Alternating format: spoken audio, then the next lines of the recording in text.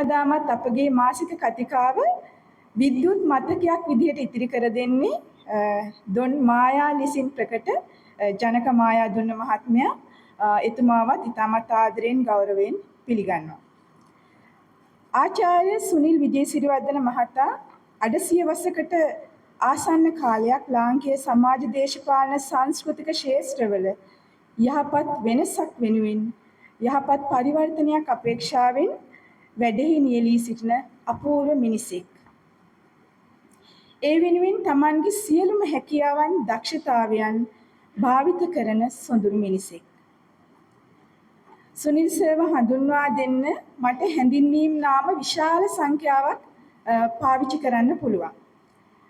හැබැයි සර් මට කිව්වා හැබැයි වැඩි දිග හැඳින්වීම් ඕනේ කෙටියෙන් කරන්න කියලා. ඉතින් ඒ නිසා මම ඊටාම කෙටියෙන් කරන්න විදියක් සොයාගත්තා. ඒ තමයි ඔබ මේ දකින පොඩි දසුන් කිහිපය එතුමා කළ මහමෙරක් තරම් විශාල වැඩ කොටසෙන් ඉතා සුළු ස්වල්පයක් තෝරා බේරාගෙන මම මෙහි ඇතුළත් කරලා තියෙනවා. සුනිල් සර් කියන්නේ ශාස්ත්‍රීය ගවේෂකයෙක්, පර්යේෂකයෙක්, සමාජ ක්‍රියාදරයෙක්, ඒ වගේම දේශකයෙක්, ලේඛකයෙක්, පරිවර්තකයෙක්, කවියෙක්, නාට්‍යවේදියෙක්, ගායකයෙක්, සංගීතඥයෙක්, සාහිත්‍ය විචාරකයෙක් මේ වගේ ගොඩාක් හැඳින්වීම් එතුමාගේ නමට ඉදිරියෙන් සඳහන් කරන්න පුළුවන්. රුසියානු මිත්‍රත්ව සරසවියෙන් 1981 වසරේ ආචාර්ය උපාධිය ලබන්නේ එතුමා ජීව විද්‍යාව විෂය ධාරාවෙන්. හැබැයි පෙරලා මව්බිමට ඇවිත් ඔහු තෝරා ගන්නේ සාහිත්‍ය සංස්කෘතික කලා වැඩබිම. දිගු කාලයක් එතුමා අඛණ්ඩව අපේ රටේ යහපත් සමාජ දේශපාලන පරිවර්තනයක් වෙනුවෙන් යහපත් සංස්කෘතික සමාජයක් වෙනුවෙන් කැපවීමෙන් වැඩ කරලා තියෙනවා. ඉතින් අද දවසේ භාෂාවේ දේශපාලනය පිළිබඳ සමකාලීන ආලෝචනා කියන තේමාවෙන් අදහස් දක්වන්නට මම ගෞරවයෙන් ආරාධනා කරනවා ආචාර්ය සුනිල් විජේසිරිවර්ධන මහත්මයාට. ගෞරවනීය සභාවෙන් අවසරයි. රාජ්‍ය භාෂා දෙපාර්තමේන්තුවේ ප්‍රධානිය කොමසාරිස් ජනරල් තිලකන්දන හිටියාරච්චි මහත්මයා, එතුමා මගේ දීර්ඝකාලීන මිත්‍රයෙක්. ඒ වගේම මට විශේෂයෙන් ආරාධනා කළ තරංගිනී රසිකා මම හිතන්නේ යෝන් කාලේ ඉඳලා අඳුරන අයටත් ස්තුතියි. ඔබ සියලු දෙනා මම හිතන්නේ අපිට පරක් වෙලා ඉන්න නිසා මේ ඔබ සියලු දෙනාට ආචාර කරමින් ඔබේ අවසර ඉල්ලමින් මම අරගත්ත දේශනය කරන්නටයි බලාපොරොත්තු. මම මේ යෝජනා කරේ ওই මාතෘකාව තමයි භාෂාවේ දේශපාලනය පිළිබඳ සමකාලීන ආලෝචනා කියලා. මට තරංගිනී කිව්වා ටිකක් බර වැඩි නැද්ද? මම ඉතින් ඔබ කෙරෙහි විශ්වාසය තියෙනවා. මම මුගක් සරලව රාජ්‍ය භාෂා දෙපාර්තමේන්තුවේ යම් කිසි විදිහට වැඩ කරනවා නම් වෙනත් ආකාරයකින් සාහිත්‍ය කලාවන් භාෂාව ගැන උනන්දු වෙනවා නම් මම හිතන්නේ ඔබට යම් කිසි ප්‍රයෝජනක් වෙන්නට පුළුවන්.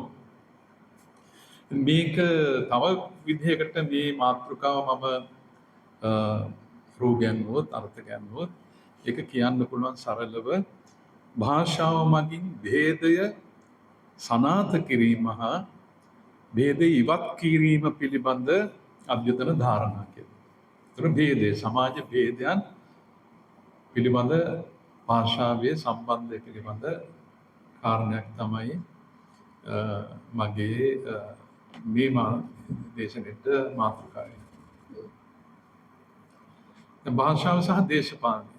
දැන් ඔබට භාෂාව කියනකොට මම හිතන්නේ ලොකු ප්‍රශ්නයක් තියෙන්න බෑ. අපිට ඒක බොහෝ ආකාරයෙන් තේරුම් ගන්න අර්ථ ගන්න පුළුවන් සාමාන්‍යව කෙනෙකුට උනත්. නමුත් අපි චුට්ටක් භාෂාව ගැන ටිකක් ගැඹුරට කල්පනා කරනවා නම් හොඳයි මේ වෙලාවේදී. දේශපාලනය කියන එක තමයි සමහරවිට ප්‍රශ්නයක් විදිහට පේන්න පුළුවන්. මොකද මේ දේශපාලනය කියන්නේ පාම කරපු මේ මාතෘකාවක් නිසා.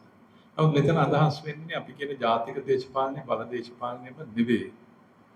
දේශපාලනික මේක භාෂාවේ ප්‍රශ්නයක් තියෙනවා. අපි දේශපාලනික කියන වචنين හැඳින්වෙන්නේ නැත්නම් ඒකෙන් අර්ථ ගැන්වෙන්නේ දේශය පාලනය කිරීම නැත්නම් බලය පිළිබඳ අදහසක්. ඒ කියන්නේ දේශපාලනික ආර්ථික සමහරවිට මිලිටරි බලය වගේ දේවල් තමයි මේකත් එක්ක ගැළපෙලා යන්නේ. එහෙම මේ බලය පිළිබඳ අදහසක් තියෙනවා. හැබැයි අපි කියන අර්ථයෙන් ජාතික බල දේශපාලනයම නෙවෙයි මේ භාෂාවේ දේශපාලනය කියනකොට ප්‍රධාන වශයෙන් අදහස් වෙන්නේ. අරකට අදාළ නැත්තේ නෑ. පාර්ලිමේන්තුවේ කතා කරන භාෂාවෙම අපිට අදාළයි. නමුත් මේ දේශපාලනික කියන වචනේ තේරුම ඊට වඩා ගැඹුරුයි. මේ මගේ දේශනය ඇතුළේ. ඒක ඇත්ත වශයෙන් ඕනනම් කියන්න පුළුවන් සමාජ විමුක්තිය පිළිබඳ ප්‍රශ්නයක් කියලා. එහෙම නැත්නම් ඊටාම සරලව දැනින් පටන් ගත්තොත් මම කැමතියි ඔබ ඉස්සරහා ප්‍රශ්නයක් මතු කරගෙන යන්න. අපි සාමාන්‍යයෙන් විශ්වවිද්‍යාල උනත් දේශන පවත්වන්නේ කතාබස් තමයි කරන්නේ. ඒක ඔබ ටිකක් ඉස්සරහට ආවනම් අපිට පොඩ්ඩක් කතාබස් කරන්නටත් පුළුවන්. සමහරට ඒක ඕන වෙනවා. ඉතින් මම යෝජනා කරනවා අර ඊට පස්සේ ඉන්නේ අපේ සහෘදීන්ට කරුණාකරලා එන්න ඉස්සරහට කරවම ගියොත් හොඳයි. දැන් අපි අතර වෙනස්කම් තියෙනවා. අපේ සමාජයට සලකලා බලලා නැහැ මේ වගේ ප්‍රශ්න එදිනෙදා අපේ සාමාන්‍ය ජීවිතයේ සමාජ ජීවිතයේ අපි අතර මනුෂ්‍ය අතර සම්බන්ධතාවයන් පිළිබඳ ප්‍රශ්න. අපි අතර වෙනස්කම් තියෙනවා සමාජයේ ભેද තියෙනවා. දැන් අපේ ලොකු අවුලක් තමයි සාමාන්‍ය මිනිස්සු මෙන්න මේ සංකල්ප දෙක මොකද්ද වෙනස්කම් සහ බෙදීම් කියන සංකල්ප දෙක ඉතාම බරපතල විදිහට පටලවලා තියෙනවා. ඒ පටලවා ගැනීම ඉතාම නරක විපාක ලැබෙනවා. එක්තරා අර්ථයකින් ඕනනම් කියන්න පුළුවන් අපි මේ කරපු යුද්ධ සහ අපේ අනිකුත් ඇති වෙන විශාල ගැටලු සමාජ විශ්ලේෂණයන් තියෙන්නේ මේ පටලවා ගැනීම ඇතුළේ. වෙනස්කම් කියන්නේ මොනවද කියලා අපි හරියට දන්නේ නැහැ. ભેද කියන්නේ මොනවද කියලා හරියට දන්නේ නැහැ. මේ දෙක කොහොලකට පැටලෙලා විතරනේ භාෂාව ඇතුළේ පවා පැටලලා තියෙනවා. ඔබට ඇහිලා ඇති මට වෙනස්කම් කරනවා වගේ වචනයක්.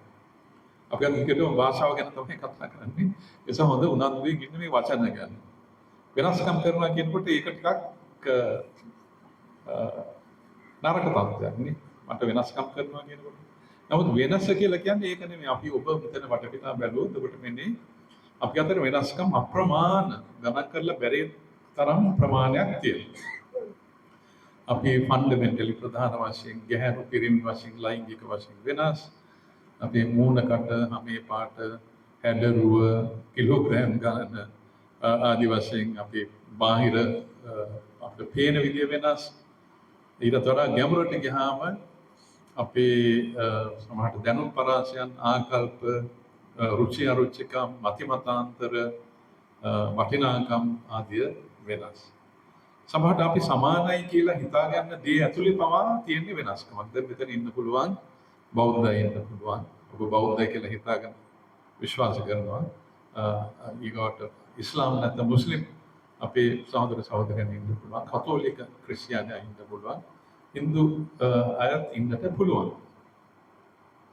දැන් මම කියන්නේ මේවා අර අතවශ්‍ය මම හිතර බෞද්ධ නියම බෞද්ධ ඇහැකින් බැලුවොත් මේවා නාම දැන් බෞද්ධ කියලා හිතන අපි දෙන්නේ තුන් දෙනෙක් අපි බෞද්ධයෝ කියලා හිතනකොට අපි හිතනවා අපි සමානයි කියලා.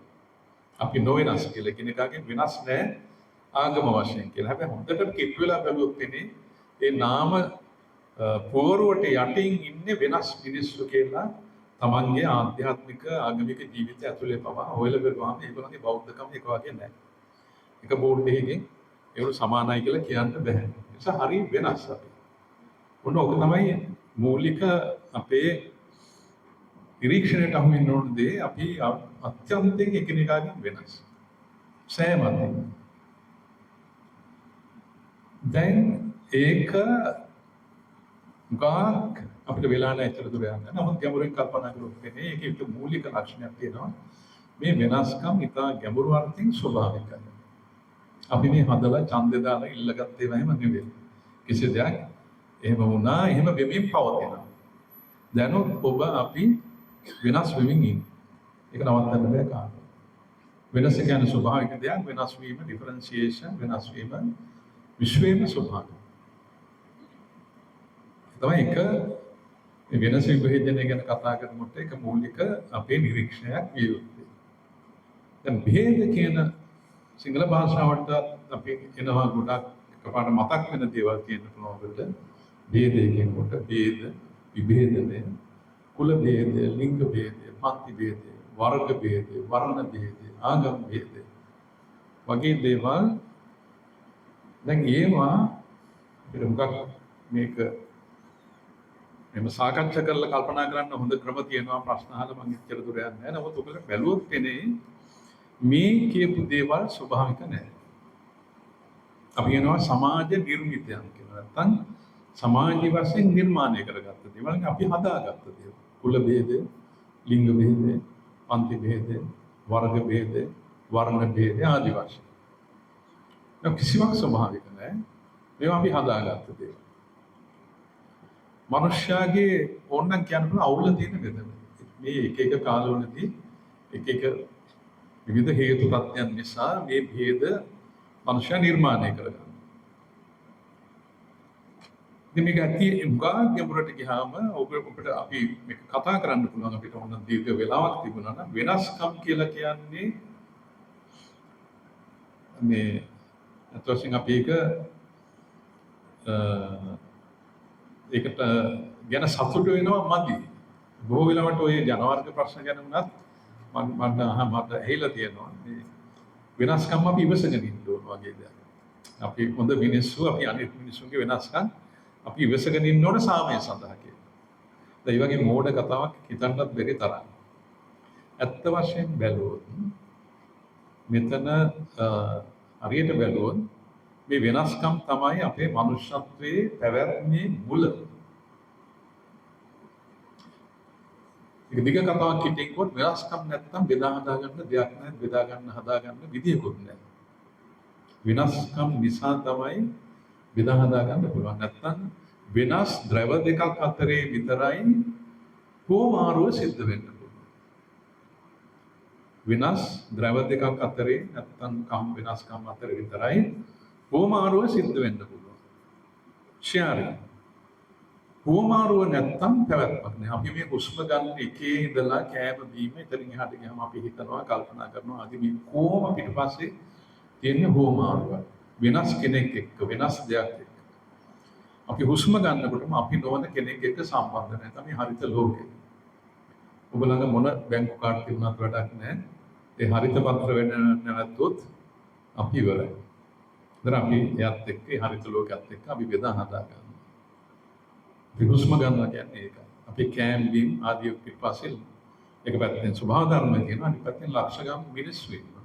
අපි ඒගොල්ලොත් එක්ක බෙදා හදා ගන්නවා දීවරෝ, ගෝවියෝ ආදී වශයෙන්. ඒගොල්ලෝ නැත්තම් අපි නෑ. දෙවිතන ඉන්න මගේ මිතුරෝ තරංගනි, මහේෂී දැන් අපි දන්නවා අපි මේක තේරුම් ගත්තොත් උදේ පාන්දර නැගිටලා මහේෂි හතර පැත්තට වැඳලා අනිත් thank you ඔයගොල්ලෝ නිසායි මම ඉන්නේ කියලා වදින්න ඕන හතර පැත්ත. ඉස්සර මිනිස්සු එහෙම කරා ඉරහඳ ඉඳලා අනිත් මිනිස්සු ගැන බොහොම කෘතඥතාවයෙන් කල්පනා කරා අනිත් ලෝකය ගැන. අතිශයින් කෘතඥ වුණා. ඒ කෘතඥතාවය පැන නගින්න ඔය දැනීම නිසා. අනිත් මිනිස්සු නැත්තම් අපි නෑ කියලා.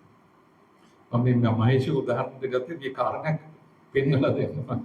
මහේෂි දන්න නිසා දැන් මහේෂි කුඩා කාලේ මහේෂි කෙනෙක් ඉඳි අවුරුදු 5. අපිට වෙලා නැහැ අහන්න මහේෂිගෙන් නැත්තම් ඇහුවනම් මහේෂිකයි ඒ අවුරුදු 5 හිටපු කෙනා නෙවෙයි ඔය ඉන්නේ කියලා. කොයිලා බැලුවොත් කෙනෙක් ඇත්ත සෑම දෙම වෙනස් වෙලා නම ඇරෙන්නේ. අර මං ආපහු කියපර නම තමයි ඔගුල. විතර යාම තමයි කියලා. එයා නෙවෙයි ඔයලා බැලුවොත් හරි නේද මහේෂි? කොහොම වෙනස් වෙලා නේ? හරි. නොවෙනස් වෙලා තියෙන්නේ නම විතරයි. අන්නේ එහෙම වුණේ දැන් මහේෂි කියලා අපි නිකන් මෙහෙම ගල් වෙච්ච කෙනෙක් දකිනවා. නමුත් මහේෂිවත් අපිවත් දන්නේ නැහැ තව 10කින් යා කොයි වගේ වේද කියලා. එතකොට මහේෂිට දෙන්න ඕන නම මේ මහේෂි නෙවෙයි මහේෂි නැමැති චාරිකාව කියලා. ඉවරින්ච එකක් නෙවෙයි ගමනක් නේ. ඒ ගමන යන්නේ අර බෙදා හදා ගැනීම උඩ. අපි ලෝකෙත් එක්ක අනේකා එක්ක අපි නොදන්න අප්‍රමාණ වෙනස් දේවල් එක්ක අපි කරන ගමන ඇතුලේ තමයි නැත්නම් බෙදා හදා ගැනීමෙන් තමයි අපේ පැවැත්මයි අපේ වර්ධනයයි තියෙන්නේ. අපේ වැඩේ නවත්වපුවාම අපි මැරෙනවා. එතකොට අනිත් කෑල්ල මහේෂි. අනිත් ලෝකේ නැත්තම් මහේෂි නැහැ. දැන් මහේෂ් මං පළවෙනි දේ මං කිව්වේ මහේෂි අපූර්වයි. යා වගේ වෙන කෙනෙක් නෙමෙයි. මේ දැන් ඉන්න මහේෂි වගේ වෙන කවුරුවත් නැහැ. හැබැයි අර අපි හුඟක් මේක තේරුණා නම් අපි අනිත් කැලල ටක් ගාලා ගන්නවා මෙහෙම මහේෂි නැත්තම් දකින්න බෑ. අනිත් ලෝකේ නැත්තම් මහේෂි නැහැ. අනිත් සියලු දේ.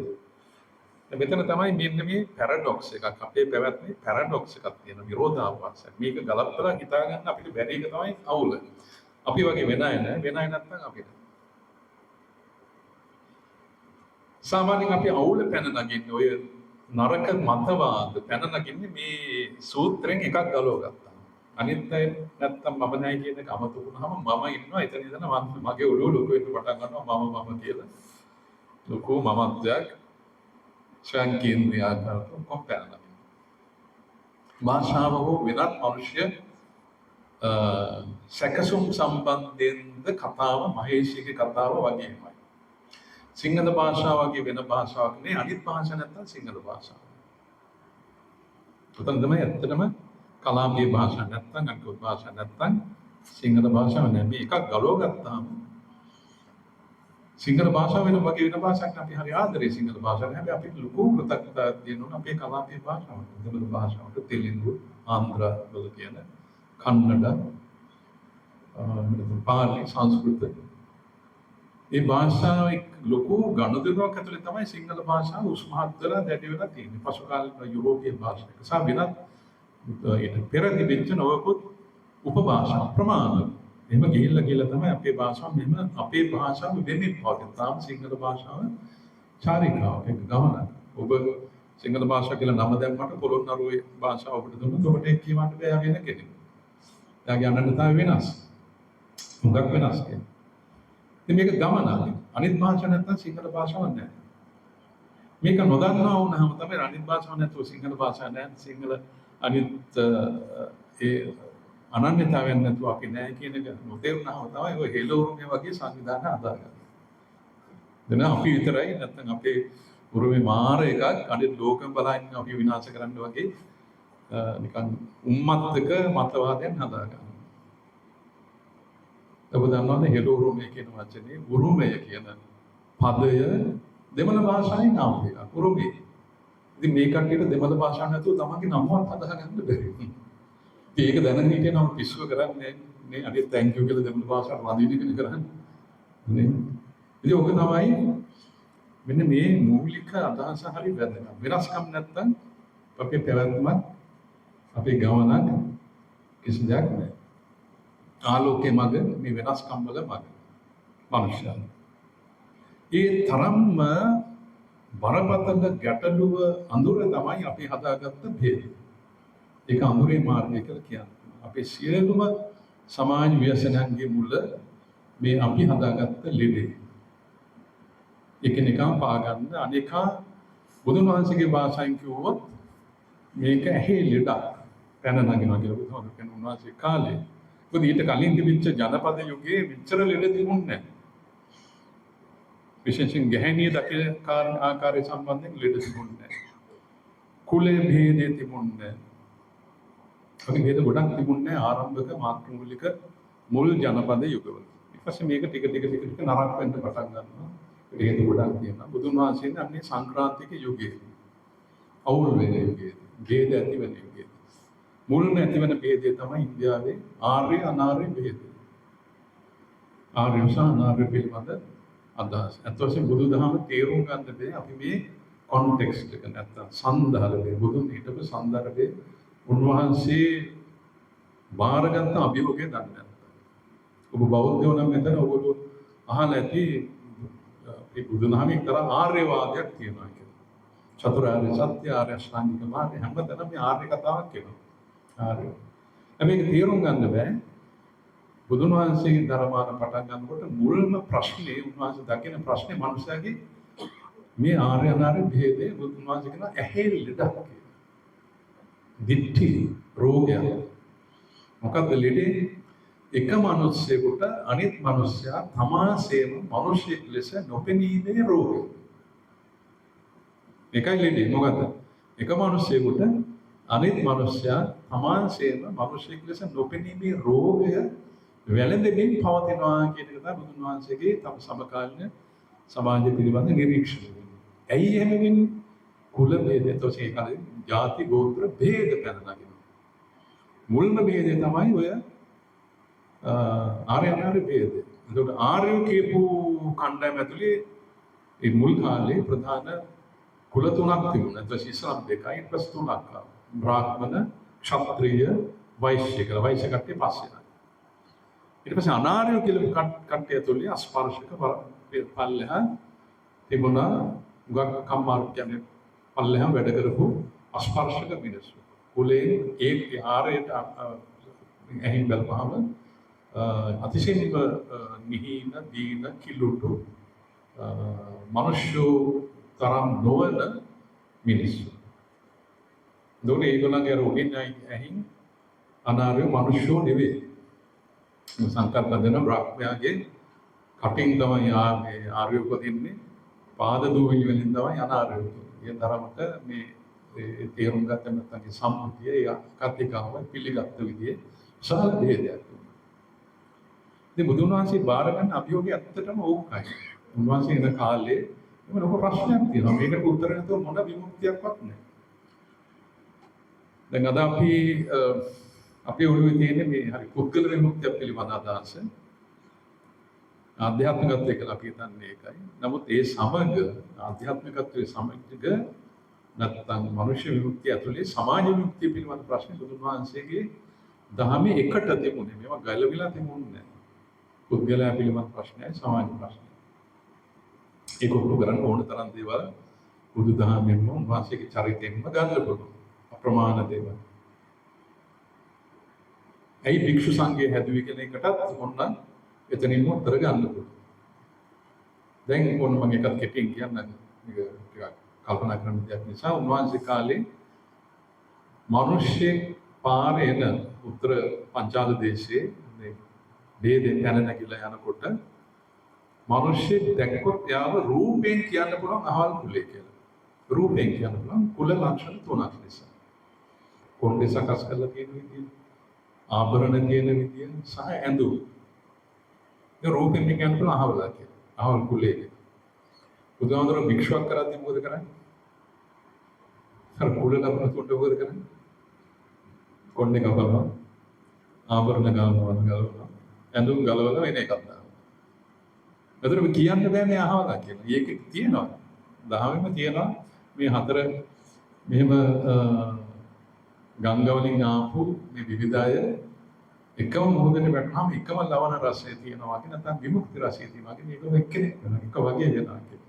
ඒක තමයි විමුක්තිය කියලා. අර ලෙඩෙන් සනීප වෙන්නේ. හැබැයි බුදුන් වහන්සේගේ ධර්මයේ තියෙන අර එළියේ ලකුණු ටික විතරක් නෙවෙයි මාරු කරන්නේ. එතනයි දහම තියෙන්නේ. ඇහැ මාරු කරන. ඇහි ලෙඩේ සනීප කරන.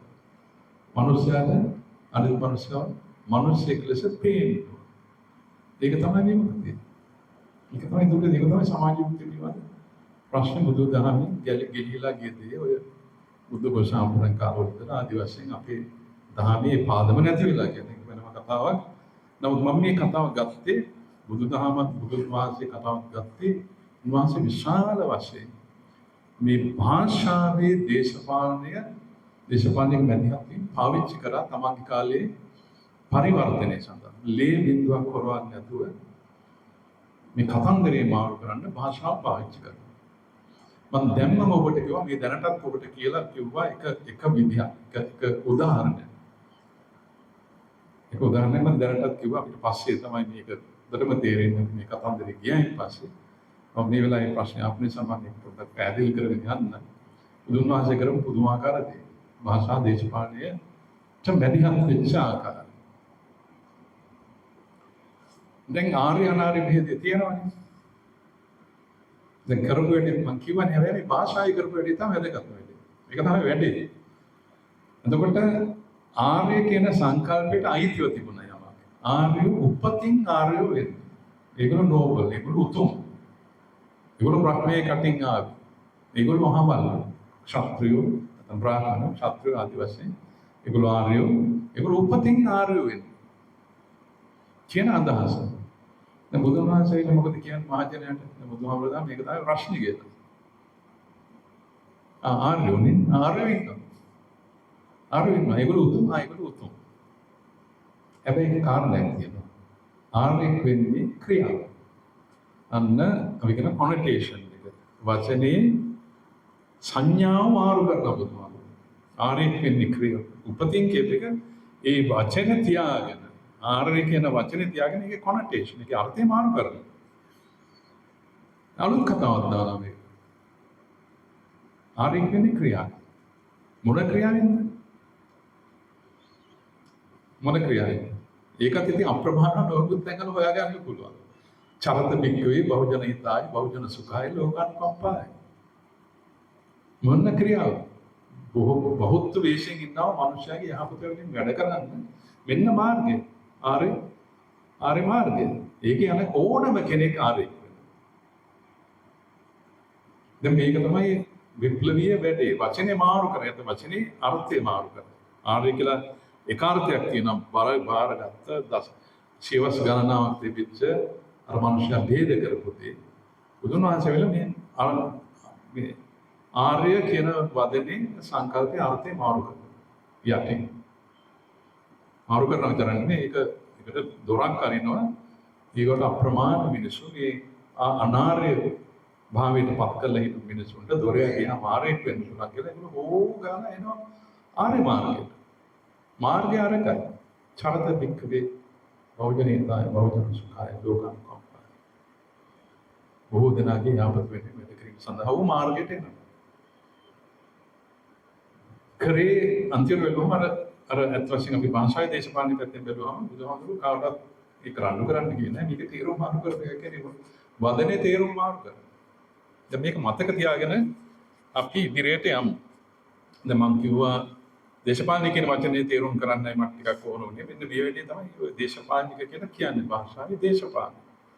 මනුෂ්‍යයාගේ විමුක්තිය වෙනුවෙන් යහපත වෙනුවෙන් සමාජය යහ පැවැත්ම වෙනුවෙන් භාෂාව පාවිච්චි කිරීමේ විදිය. දැනට මේ භාෂාව තෝර පේන්න ඕන අපේ විනාශය, අපේ අවුල, අපේ ව්‍යසනයන් වෙනුවෙන් භාෂාව වැඩ කරනවා. අපි පාවිච්චි කරන භාෂාව අපිට විරුද්ධව වැඩ කරනවා. අන්න ඒක තමයි කිව්වේ මම කිව්වේ භාෂාවේ දේශපාලන කියලා. මම මේ වෙලාව අදහස් කරන්නේ භාෂාව මගේ ભેදේ සනාථ කිරීමයි. එකම අපි මේ ભેදය පරිවර්තනය කරන්නේ තුරන් කරන්නේ කොහොමද භාෂාව මගින් අපි කරන්නේ කොහොමද කියලා හොයාගන්න. විමුක්තිය භාෂාව මගින් සමාජ විමුක්තිය සමාජ යහපත පැවැත්ම අපි උදව් කරන්නේ කොහොමද කියන ප්‍රැක්ටිස් එක. භාවිතාවට බහින එක එක විශාල වශයෙන් ඒක කරන විදිහත් අපිට කතා කරන්න පුළුවන්. දැන් උදාහරණ කියන්නේ ඒකට හොඳ මාර්ගෝපදේශයක් තමයි මම දැනටමත් කිව්වේ බුදුන් වහන්සේ දුන්න ක්‍රමය. දැන් භාෂාව කිව්වහම භාෂාවේ සමාජ කාර්යභාරය දැනටත් මම හිතන්නේ ඔබට ටිකක් අපි කියන sannivedanaya තමයි භාෂාවේ කාර්යභාරය නැත්නම් සමාජ කාර්යභාරය. ඕක. හැබැයි මේක නූතන භාෂා වේදය සංඥාර්ථ වේදය ඇසුරින් ගොඩාක් විස්තර කරන්න විග්‍රහ කරන්න පුළුවන්. අපි යන් චුට්ටක් මතක් කරගෙන යමු මේ භාෂාවෙන් අපි කරන වැඩ විශාලයි. දැනට අපි දේශපාලන කතාව කියමු. නමුත් ඒක වැඩ වශයෙන් ගත්තාම සමාජ කාර්යභාරය වශයෙන් ගත්තාම සාන පරාසය කරනවා රොමාන් ජැකොබ්සන් කියලා භාෂා වේදිකයෙක් සංඥාර්ථ වේදිකයෙක් හිටියා. යා ප්‍රධාන සංනිවේදනයේ ප්‍රධාන පැති 6ක් වරක් පෙන්නලා දුන්නා. පැති 6ක් අපි දන්නේ නැතුව ඉතින් භාෂා පාවිච්චි කරද්දී අපි මේවා කරනවා. දැන් සාමාන්‍යයෙන් අපි තොරතුරු ප්‍රකාශ කරන තොරතුරු දෙනවා කියන්නේ තාම සරලව ගෙදර පවා ඉදිරියට. එතකොට සමහරවිට අපි භාෂාවෙන් සමාජ සම්බන්ධතා පවත්වගෙන ඒකෙන් අදහස් වෙන්නේ තොරතුරු ප්‍රකාශ නොකර නිකම්ම සමාජ සම්බන්ධතා පවත්වන ක්‍රමයක් විදිහට අපි උදාහරණයක් අපිට වෙන වැස්ස කියන සාමාන්‍ය ස්වභාවික සංසිද්ධිය බලමු. දැන් ගෙදරක අපි ස්වාමි පුරුෂයන් භාර්යාව මොකක් වැඩක් කර ඉන්නවා. එයා කියනවා ඔන්න වැස්සක් කියනවා කියලා. අන්න තොරතුරක් කිව්වේ. හැබැයි ඒක යටින් තියෙනවා තව වැඩක්. එයා සමහරට එතකොට මේ ගැහණිය දුවල ගිහිල්ලා වැලේ තියෙන රෙදි ගන්න පුළුවන්. නේද? වෙනවනේ. ඔන්න අන්න වැස්සක් කෙනකොට මේ මනුස්සයා දුවල ගිහිල්ලා වැලේ තියෙන රෙදි ගන්න. ඒතර වැඩ දෙකක් වෙලා තියෙනවා භාෂාව. තොරතුරුත් කිව්වා යගේ චර්යාවට බලපෑමකුත් කරා. අන්න වැඩ දෙකක් එතන යකොල්සන් කියනවා. ඒකට සමහරලාට අපි පාරේ යනකොට කවුරුහරි ළඟ ඉන්න මිත්‍රෙක් කෙනා වැස්සක් එන්න වගේ නේද කියලා. ඉතින් හොඳට පේන වැස්සක් එන්න වගේ කියලා. ඒක කියන්නේ මොකද? ඒක කියන්නේ අර අපි ගනුදෙනු පවත්වා ගැනීම ඉඟියක් වශයෙන්. එතන තොරතුරක් කියන්නේ තොරතුරක්ම නෙවෙයි. වැස්සක් වගේ නැත්නම් බෑරක්ද කියලා යන්නේ වගේ ඒවා භාෂාවෙන් අපි ඒ වගේ වැඩ කරනවා. ඊකට දැන් මෙතන ඉන්න තරංගනියම දන්නා භාෂාවෙන් තව වැඩ අපි කරනවා සෞන්දර්ය ප්‍රකාශනය. අපේ මනෝභාවයන් හා සම්බන්ධ අපේ සුන්දරත්වය පිළිබඳ අපේ සංකල්ප අනෝක දේවල් අපි කවියෙන් කෙටි කතාවෙන් තවත් අප්‍රමාණ ගීත වලින් ඔයගොල්ලෝ ප්‍රකාශ කරනවා. ඒක භාෂාවේ වැඩ. ඊකට තව ওই වගේ චර්යාවට බලපෑම් වෑයම් කරනවා කෙලින්. දැන් අපේ මහේෂයාගේ පුතෙක් එක්ක යද්දී පාරේ යන ගමන් කියන මෙතන ඉන්න ඕනේ යන්න එපා කොහෙද? අනන්‍යාව පැනපුවාම මගේ බේරෙන්න බැරි ඊට පස්සේ ඉන්න වෙනවා. නැත්නම් එළිය වැස්ස වහින්න බෑ එළියට. එතකොට ඒක අර චර්යාත්මක බලපෑම් ටිකලකට ඒ වගේ නොකුත් ඉල්ලීම් සමහරට ඉන්දියන් සාහිත්‍ය වඩා දේවල් භාෂාවෙන් කරනවා. ඉතින් තව තියෙනවා භාෂාව තමාදීනම බලන වෙලාවලුත් තියෙනවා. ඉතින් මම එතන ඉච්චර දුරට යන්නේ සංකීර්ණ ඔය කාලමය වාර්තාවක් කියන ඇතුලේ භාෂාව නිකන් තමා දිහාම බලනවා වගේ දේවල් තියෙනවා. කොහොම වගේ විශාල පරාසයක් තුළ භාෂාවේ සංවේදනය තුළ අප්‍රමාණ අපේ පැවැත්මට අදාළ කාර්යභාරයන් රාශියක් කරනවා. ඉතින් මම හිතන්නේ මේ වෙනකොට මම අඩු වැඩි වශයෙන් මේ භාෂාවයි දේශපාලනයයි කියන මේ මගේ දේශයට අදාළ මාතෘකා නැත්තම් සංකල්ප දෙකට යන යම්කිසි කුඩා හැඳින්වීමක් ඔබට කරා මේ ඔබට එතන ඉහට එතකොට යන්න පුළුවන්. මොකද දැන් අපේ අවධානය භාෂාවේ දේශපාලනය. දැන් භාෂාවේ බල දේශපාලනය සම්බන්ධ නැත්නම් බලය කියන වචන ටිකක් දැනගෙන හිටියොත් හොඳයි අපි. මේ අදහස් වෙන්නේ මේ අපි ඡන්ද දාන වලට තුඟකට දන්නේ නැහැ අත්‍තරම අපි මොකක්ද කරන්නේ කියන එක තමයි අවුල. බල දේශපාලන නැත්නම් දේශපාලන බලය කියන්නේ කොහොමද කියන්නේ. ඔය අපි පොඩ්ඩක් කල්පනා කරමු වෙන්නේ බලයෙන් දේශපාලන බලය කියලා කියන්නේ ලොකු අමුත්තක් නෙමෙයි අපි හැමෝම භාවිත කරන දෙයක්. අපිට පුළුවන් මට්ටමින් අපේ ගෙවල් තුළ අපේ ගෘහ තත්ත්වයන් ඇතුළේ පවා අපි තීරණ ගන්නවා තීරණ ක්‍රියාත්මක කරනවා.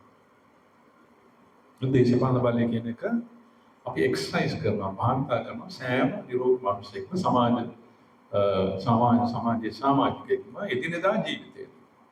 ඒක තමයි දේශපාලන බලය කියන්නේ. ඒක 아무තු දෙයක් නෙවෙයි අපේ තීරණ ගැනීම තීරණ ක්‍රියාත්මක කිරීම අප සතු ශක්්‍යතාවයට තමයි දේශපාලන බලය කියලා කියන්නේ. ඒතර ජාතික දේශපාලනයේ මොකක්ද අපි කරන්නේ? අපි මේ බලය, මේ හැකියාව, මේ ශක්තිය අපි කාට හරි නියෝජිතයෙකුට පවරනවා. අපි වෙන්නේ කියලා තීරණ ගන්න තීරණ ක්‍රියාත්මක කරනවා. ඕකනේ අපි කරන්නේ. ඒතර අපි ඡන්ද දෙනවා කියන්නේ ඕක.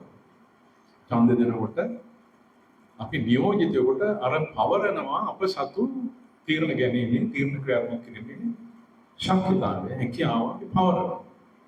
දැන් අපි අවුලක් තියෙනවා. අපිට මතක නැහැ අපි බලය දුන්නා කියලා. ඒ ගන්න අයට මතක නැහැ අපි බලය ගත්තා කියලා. දැන් ලොකු අවුලක් තියෙන ඒගොල්ලෝ හිතන මේක උඩින් ඉඳලා බලය කොහේ හරි ඉඳලා එනවා කියලා. අපි හිතන ඒගොල්ලන්ට උඩින් ඉඳලා දේවාල ගානේ මේ අපි හිතන උඩින් තමයි කොහේ බලය ඉඳද්දි කියලා. එහෙම නැහැ අපි ලෝක දුන්නේ. ඉන්සමේ ගනුදෙනු අවුල් වෙලා කියලා. ඒක භාෂාව මගින් තමයි මේ බොහෝ වෙලාවට මේ අවුල පවත්වගෙන යන්නේ. ඒක පොඩ්ඩක් පස්සේ උදාහරණ සහිතව කතා කරමු. මේ සමහරලාට මේ භාෂාව එක හරිම කේන්ද්‍රීයයි. මේ අපේ ගනුදෙනු වලදී භාෂාව කේන්ද්‍රීයයි. මේ වගේ අවුරු පවත්වගෙන යන මේ ප්‍රශ්න පවත්වගෙන යන එක ක්‍රමයක් තමයි. ඒ කියන්නේ භාෂාවෙන් මේක සිද්ධ වෙන්නේ. අපි ඒක පොඩ්ඩක් පස්සේ බලමු. දැන් මෙන්න මේ වගේ අපි ඉස්සර නිකන් සරලව බලාගෙන යමු. මේ භාෂාවේ දේශපාලනය අපි දැන් ප්‍රවිෂ්ඨ වෙලා ඒ මූලික සමහරලාට පද සංකල්ප වදන් අපේ මේ ජීවිතය ගැන අපේ සමාජ ජීවිතය ගැන දැන් ඔබ අපි මට බොහෝ දෙනෙක් දන්නවා 1789 කියන වර්ෂයේ ලෝකයේ සමාජ ඉතිහාසයේ මනුෂ්‍ය ඉතිහාසයේ වැදගත් සිදුවීමක් වුණා. ඒ සිදුවීමක් වෙච්ච හරියටම වර්ෂය නෙවෙයි වර්ෂ දෙක තුන ඇතුළත ඉන්න අපේ වර්ෂය අඳුන ගන්න 1789 කියන්නේ. ඒ ප්‍රංශ විප්ලවයේ වර්ෂය. ප්‍රංශ විප්ලවයේ අද ප්‍රංශ විප්ලවය කියලා මම මේ වෙලාවේ ගන්න සංකේතාත්මකව ඒක එච්චරම අපි ඉගෙනගෙන තියෙන විදිහක් වැරදි. විප්ලවය කියන සමාජ විප්ලවය කියන අදහස. ඒත් අපි හිතනවා ප්‍රංශ විප්ලවය නැත්නම් ඔක්තෝබර් කැරැල්ල මේ සමාජ විප්ලවය කියලා කියන අත්‍යවශ්‍යයෙන්ම මේ ලේ වැකි ප්‍රචණ්ඩ සංසිද්ධියක් කියන. සමාජ විප්ලවය කියලා කියන එක ඇත්ත තේරුම ඔබ දන්නවා. ඒ කියන්නේ අපේ මනුෂ්‍ය සමාජ ඉතිහාසයේ මනුෂ්‍යගේ ඉතිහාසයේ හෝමෝසේපියන් ඉතිහාසය මට අවුරුදු ලක්ෂ දෙකක් උිට වැඩි ගාණක් වෙනවා. ලක්ෂ දෙකමාරක්. ඒ ඉතිහාසය තුළ යම් කිසි අවුරුදු 50ක් 100ක් වගේ ඇතුළත ලොකු සංසිද්ධියක් වුණොත් සමාජයේ ලොකු පෙරලියක් වුණොත් අවුරුදු 100ක් ඇතුළත අනේක විප්ලවයක් කියලා කියනවා. ඒකෙන් අදහස් වෙන්නේ තා කෙටි කාලයක් තුළ. මනුෂ්‍ය ඉතිහාසයේ තා කෙටි කාලයක් තුළ සමාජ ජීවිතයේ පදනම් ව්‍යුහයන් ලොකු පෙරලියකට භාජනය වෙනකොට අපි කියන එක විප්ලවයක් කියලා. ඉතින් එහෙම විප්ලව ලෝකේ මනුෂ්‍ය ඉතිහාසයේ එකක් දෙකක් අත් වශයෙන් සිද්ධ වෙලා තියෙන එකක් තමයි ගාක් පුරාණ කාලයේ වෙච්ච කෘෂි කාර්මික විප්ලවය කියලා අපි කියන්නේ. අවුරුදු සමහරට දැනට අවුරුදු 5000කට විතර කලින් අවුරුදු 1000ක් විතර ඇතුලේ තමයි පෘථිවිය පුරාම මේ විප්ලවය විහිදුනේ කෘෂි විප්ලවය. ඊට කලින් අපි ජීවත් වුණේ හන්ටින් ගැදරින් නැත්නම් අලපනා එකතු කරමින් දඩයන් කරමින් අර ගෝත්‍රික සමාජ වශයෙන් ඉඳලා එක්තරා අවස්ථාවකදී අපි ක්‍රමානුකූල කෘෂි කර්මයට බහිනවා. අනිත් කෘෂි කර්මයේ විශාල පෙරලියක් මනුෂ්‍ය සමාජයේ කරනවා. ඒ කෘෂි කර්මයේ කෙලවර තමයි ওই රාජාණ්ඩුව හැදෙන්නේ. තව ප්‍රශ්න ඇති වෙන්නේ ඉස්සරහට යන්නේ. ඉතින් මෙහෙම තමයි ජීවිතේ අපි ඉස්සරහටත් යනවා පස්සටත් යනවා එකවර මේ සමාජ ඉතිහාසය තුළ. ඉතින් පෙරදින නොවිරු ප්‍රශ්න ඇති වෙනවා මේ රාජාංග සහ වැඩවසම් සමාජය තියෙනවා. ඒක ඇති වෙන්න හේතු වෙනවා කෘෂික විප්ලවය ඇති වෙන උපදුන් වාසී උපකාරී කියලා මම කියනවා අතිරික්තය. මිනිසුන්ට කැමරට බීමට වඩා විශාල ධන අතිරික්තයක් ගොඩ ගන්නකොට ඒ අල්ලගත්ත මිනිස්සු ඒ අල්ලගෙන අයිති කරගෙන ඒවා තමන්ගේ පැවැත්ම සහ බලය සඳහා අනිත් මිනිස්සු යට කරන්න පාවිච්චි කරපු කතාවක්. ඒක එක විප්ලවයක් කෘෂි විප්ලවය. ඊට පස්සේ එනවා මහා විප්ලවයක් අත් වශයෙන් ඒක 1890 වගේ කියන කාර්මික විප්ලවයයි ප්‍රංශ විප්ලවයයි අන්‍යෝන්‍ය බොහොම එකට වගේ වෙන්නේ පැති දෙකක. ඒ දෙකෙන් තමයි අපි මේ දන්න සමාජයේ නූතන සමාජය ඇති වෙන්නේ. ප්‍රංශ විප්ලවයේ එක පැත්තකින් කියන්නේ දේශපාලන සමාජ ලෝකයේ ලොකු පෙරලියකුයි.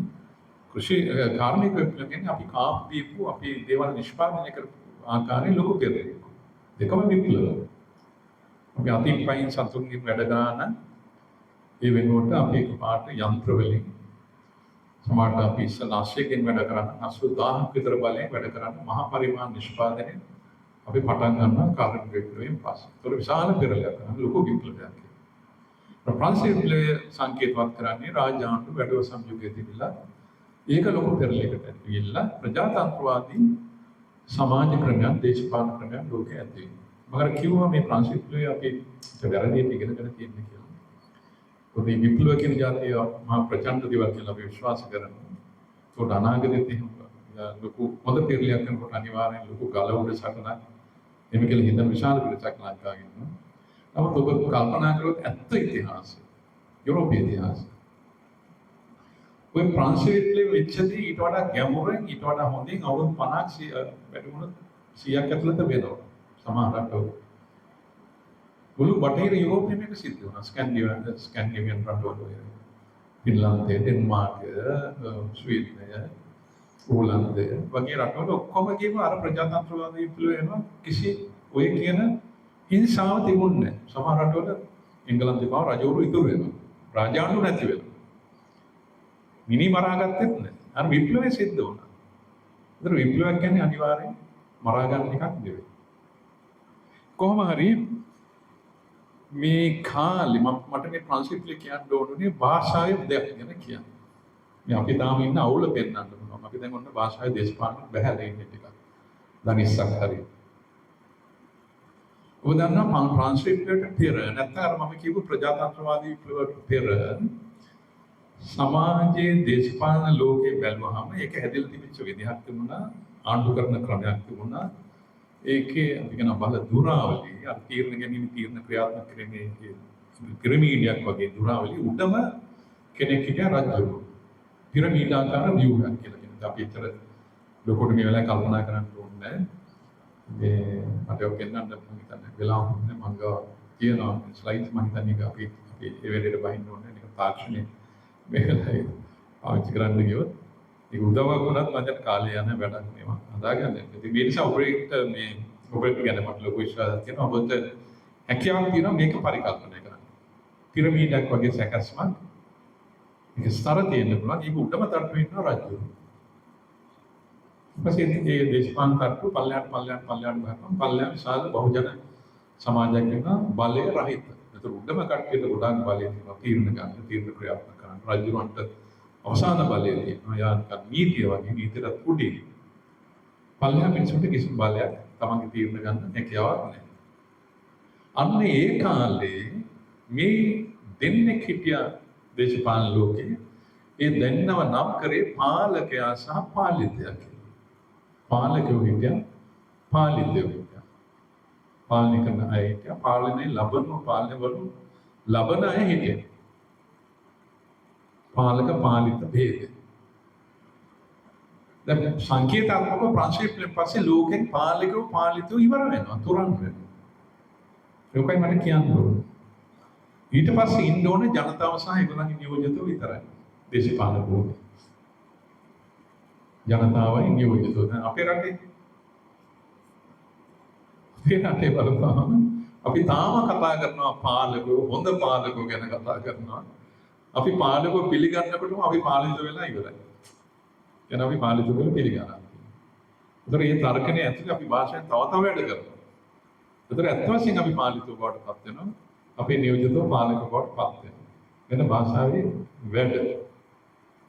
සහරිනම් අපේ මාධ්‍යයේ අපේ පාසල් පොත්වලින් අපේ දේවලින් පාලක පාලිත නැත්නම් පාලක වචනේ අයින් වෙනවා. පාලක කියනකොට මෙතන පාලිත වචනේ ඇවිල්ලා ඉවරයි. මොන භාෂාවේ කතන්දර. ඉතින් මේක මේ දක්වා අපි දැන් ඉන්න සමහර දේශපාලනඥයින් කටින් පවා කියවෙනවා නම් කරන්නේ ඊයේ පෙරේද මම කිව්වා මේ පාලකයන් පිළිබඳ කතා. ඉතින්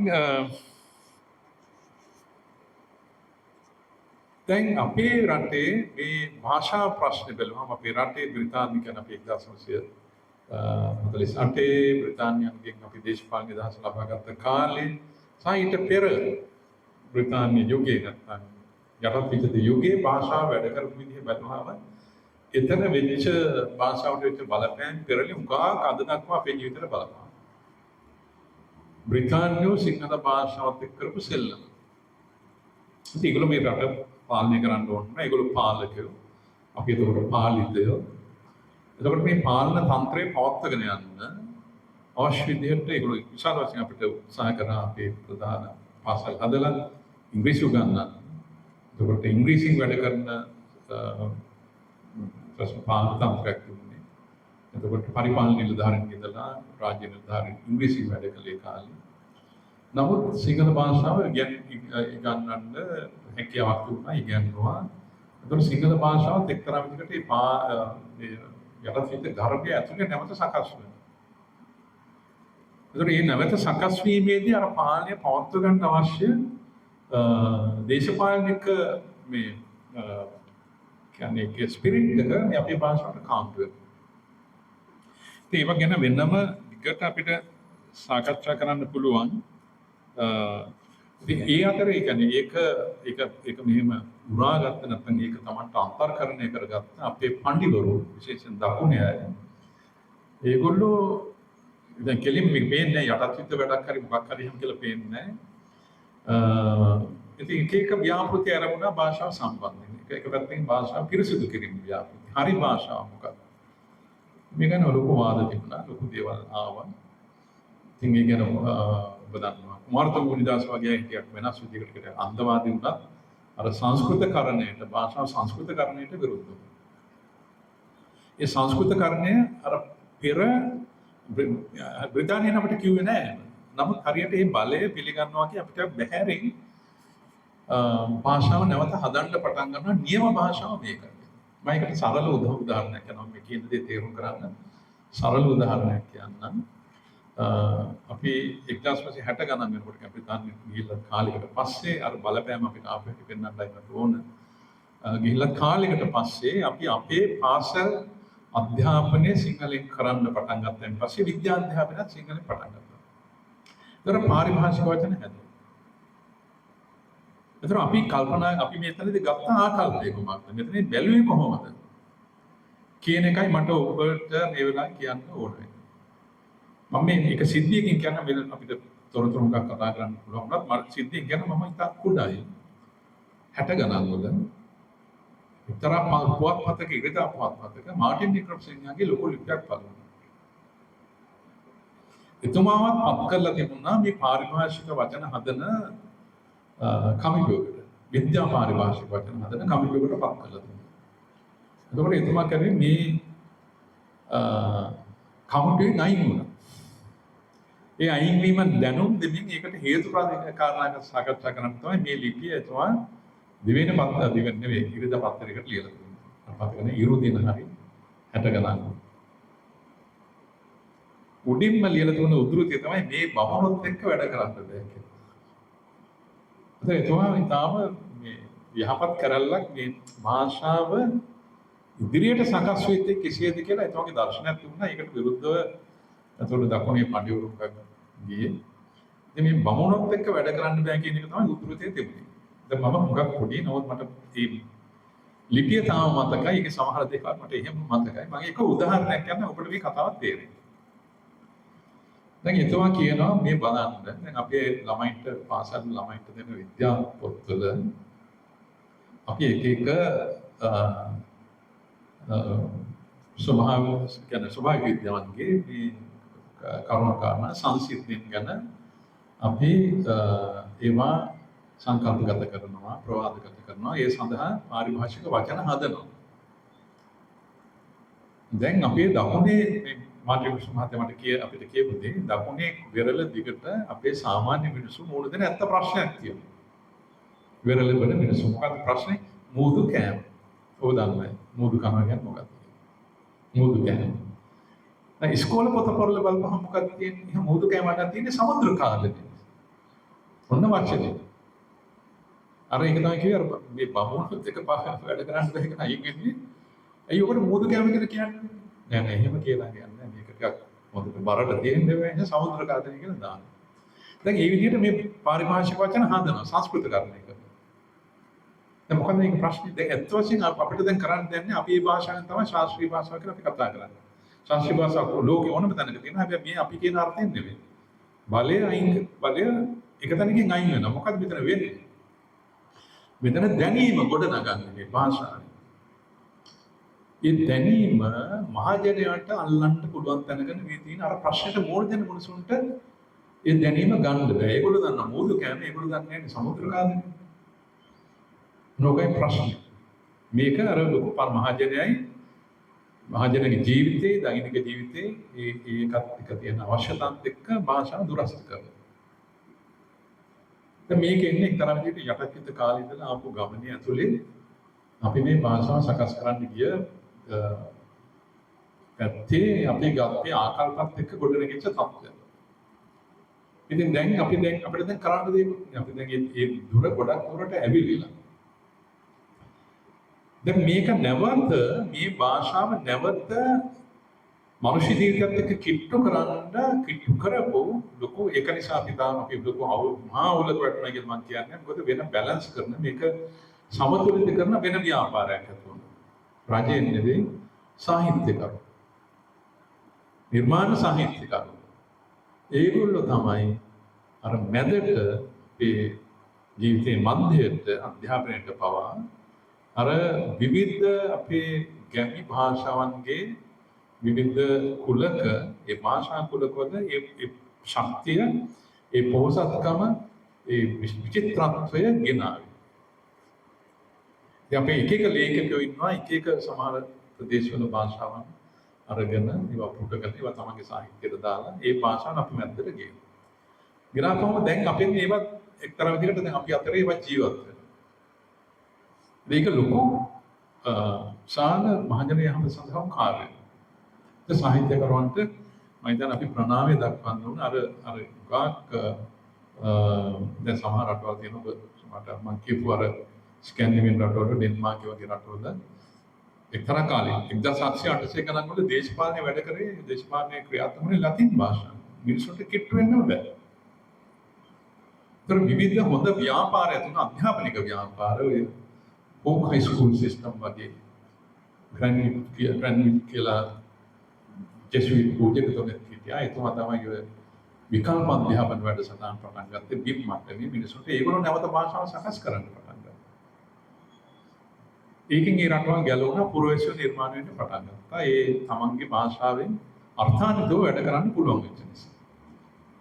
දැන් මේකෙන් අදහස් වෙන්නේ අපි මේ භාෂාව අයාලේ යන්න දෙන්න ඕනේ එහෙම කියලා නෙවෙයි. භාෂාව අවසානයේ වැදගත් වෙන්නේ අර්ථාන්විතව විධිමත්ව අදහස් ප්‍රකාශ කරන්න. දරේ සම්පත් තියෙන අපේ මහජනයා අපේ ගැමි ජනයා අපේ පාරම්පරිකව අප්‍රමාණ සම්පත් භාෂාවෙන් තියෙනවා. වහානස් කරන්න ඒවා නැවත අපේ භූමියට කැඳවගෙන සම්පත් පාවිච්චි කරන්නයි ඒවා මගහලා යන්නේ නැතුව ඒවා භාවිතයට ගන්නයි අපි ඉගෙන ගන්න ඕනේ. මම හිතන්නේ ඒක සාහිත්‍යකරුවෝම ඉතාම ලස්සනට කරේ. ඉතින් මේ වගේ පැත්තක ගොඩාක් දේවල් තියෙනවා.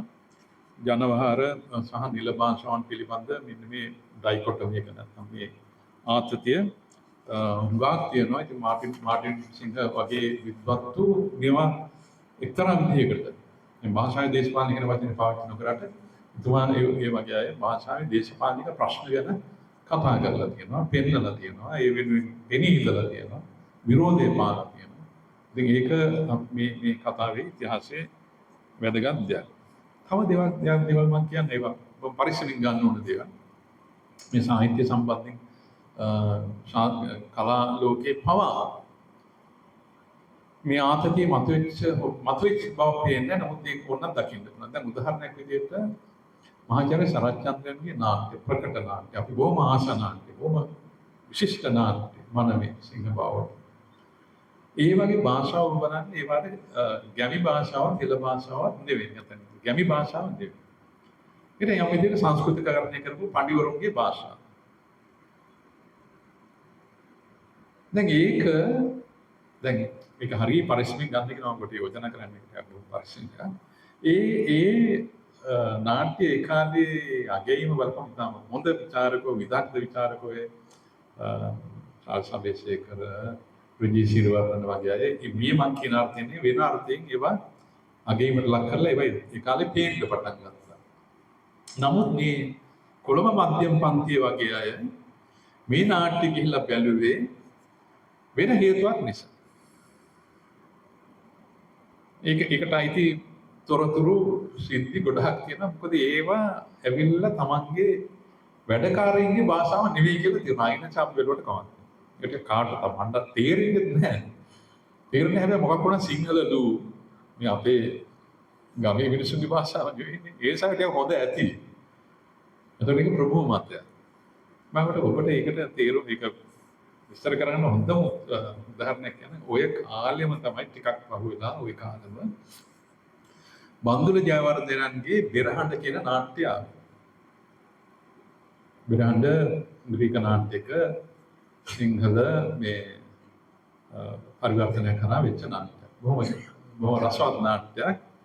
දැන් ඕකේ භාෂාව බැලුවොත් නම් තියෙන වෙන එකක්. අර සරච්චන්ද්‍රගේ භාෂාව නෙවෙයි.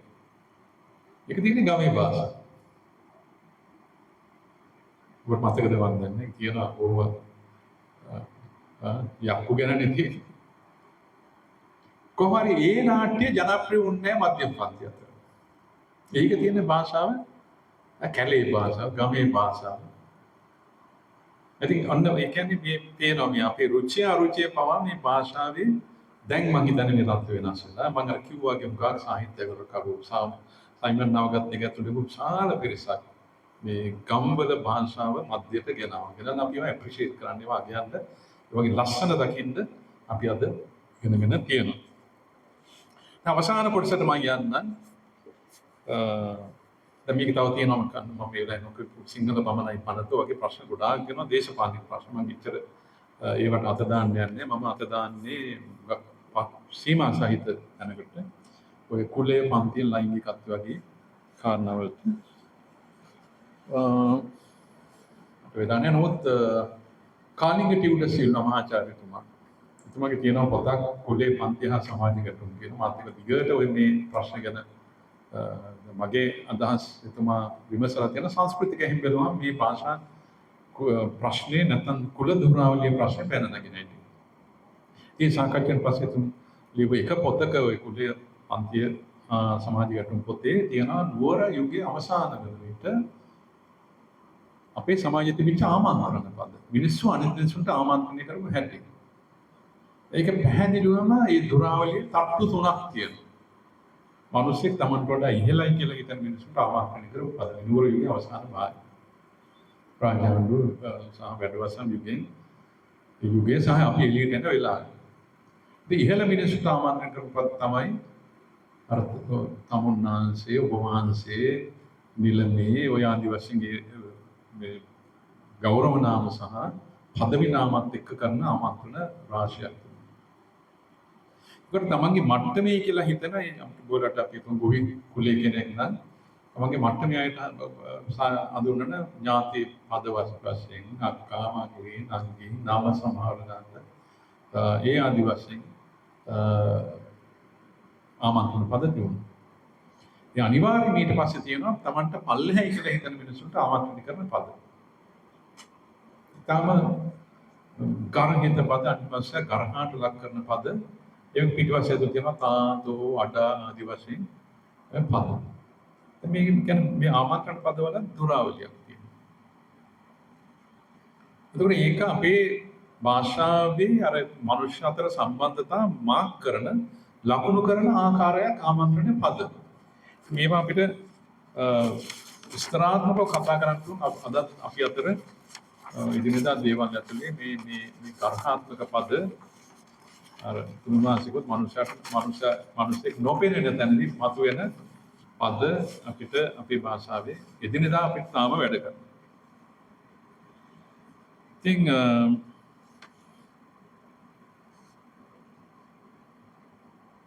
දැන් මම ඔබට මේක මෙතනින් එහාට යන්න අපි මේ ප්‍රභූත්වය සහ නිර්ප්‍රභූත්වය දේශපාලන ප්‍රභූන් හා සාමාන්‍ය මිනිසුන් අතර විභේදනයේ මාක් කරන අපේම භාවිතයේ ආකාර ගොඩාක් තියෙනවා.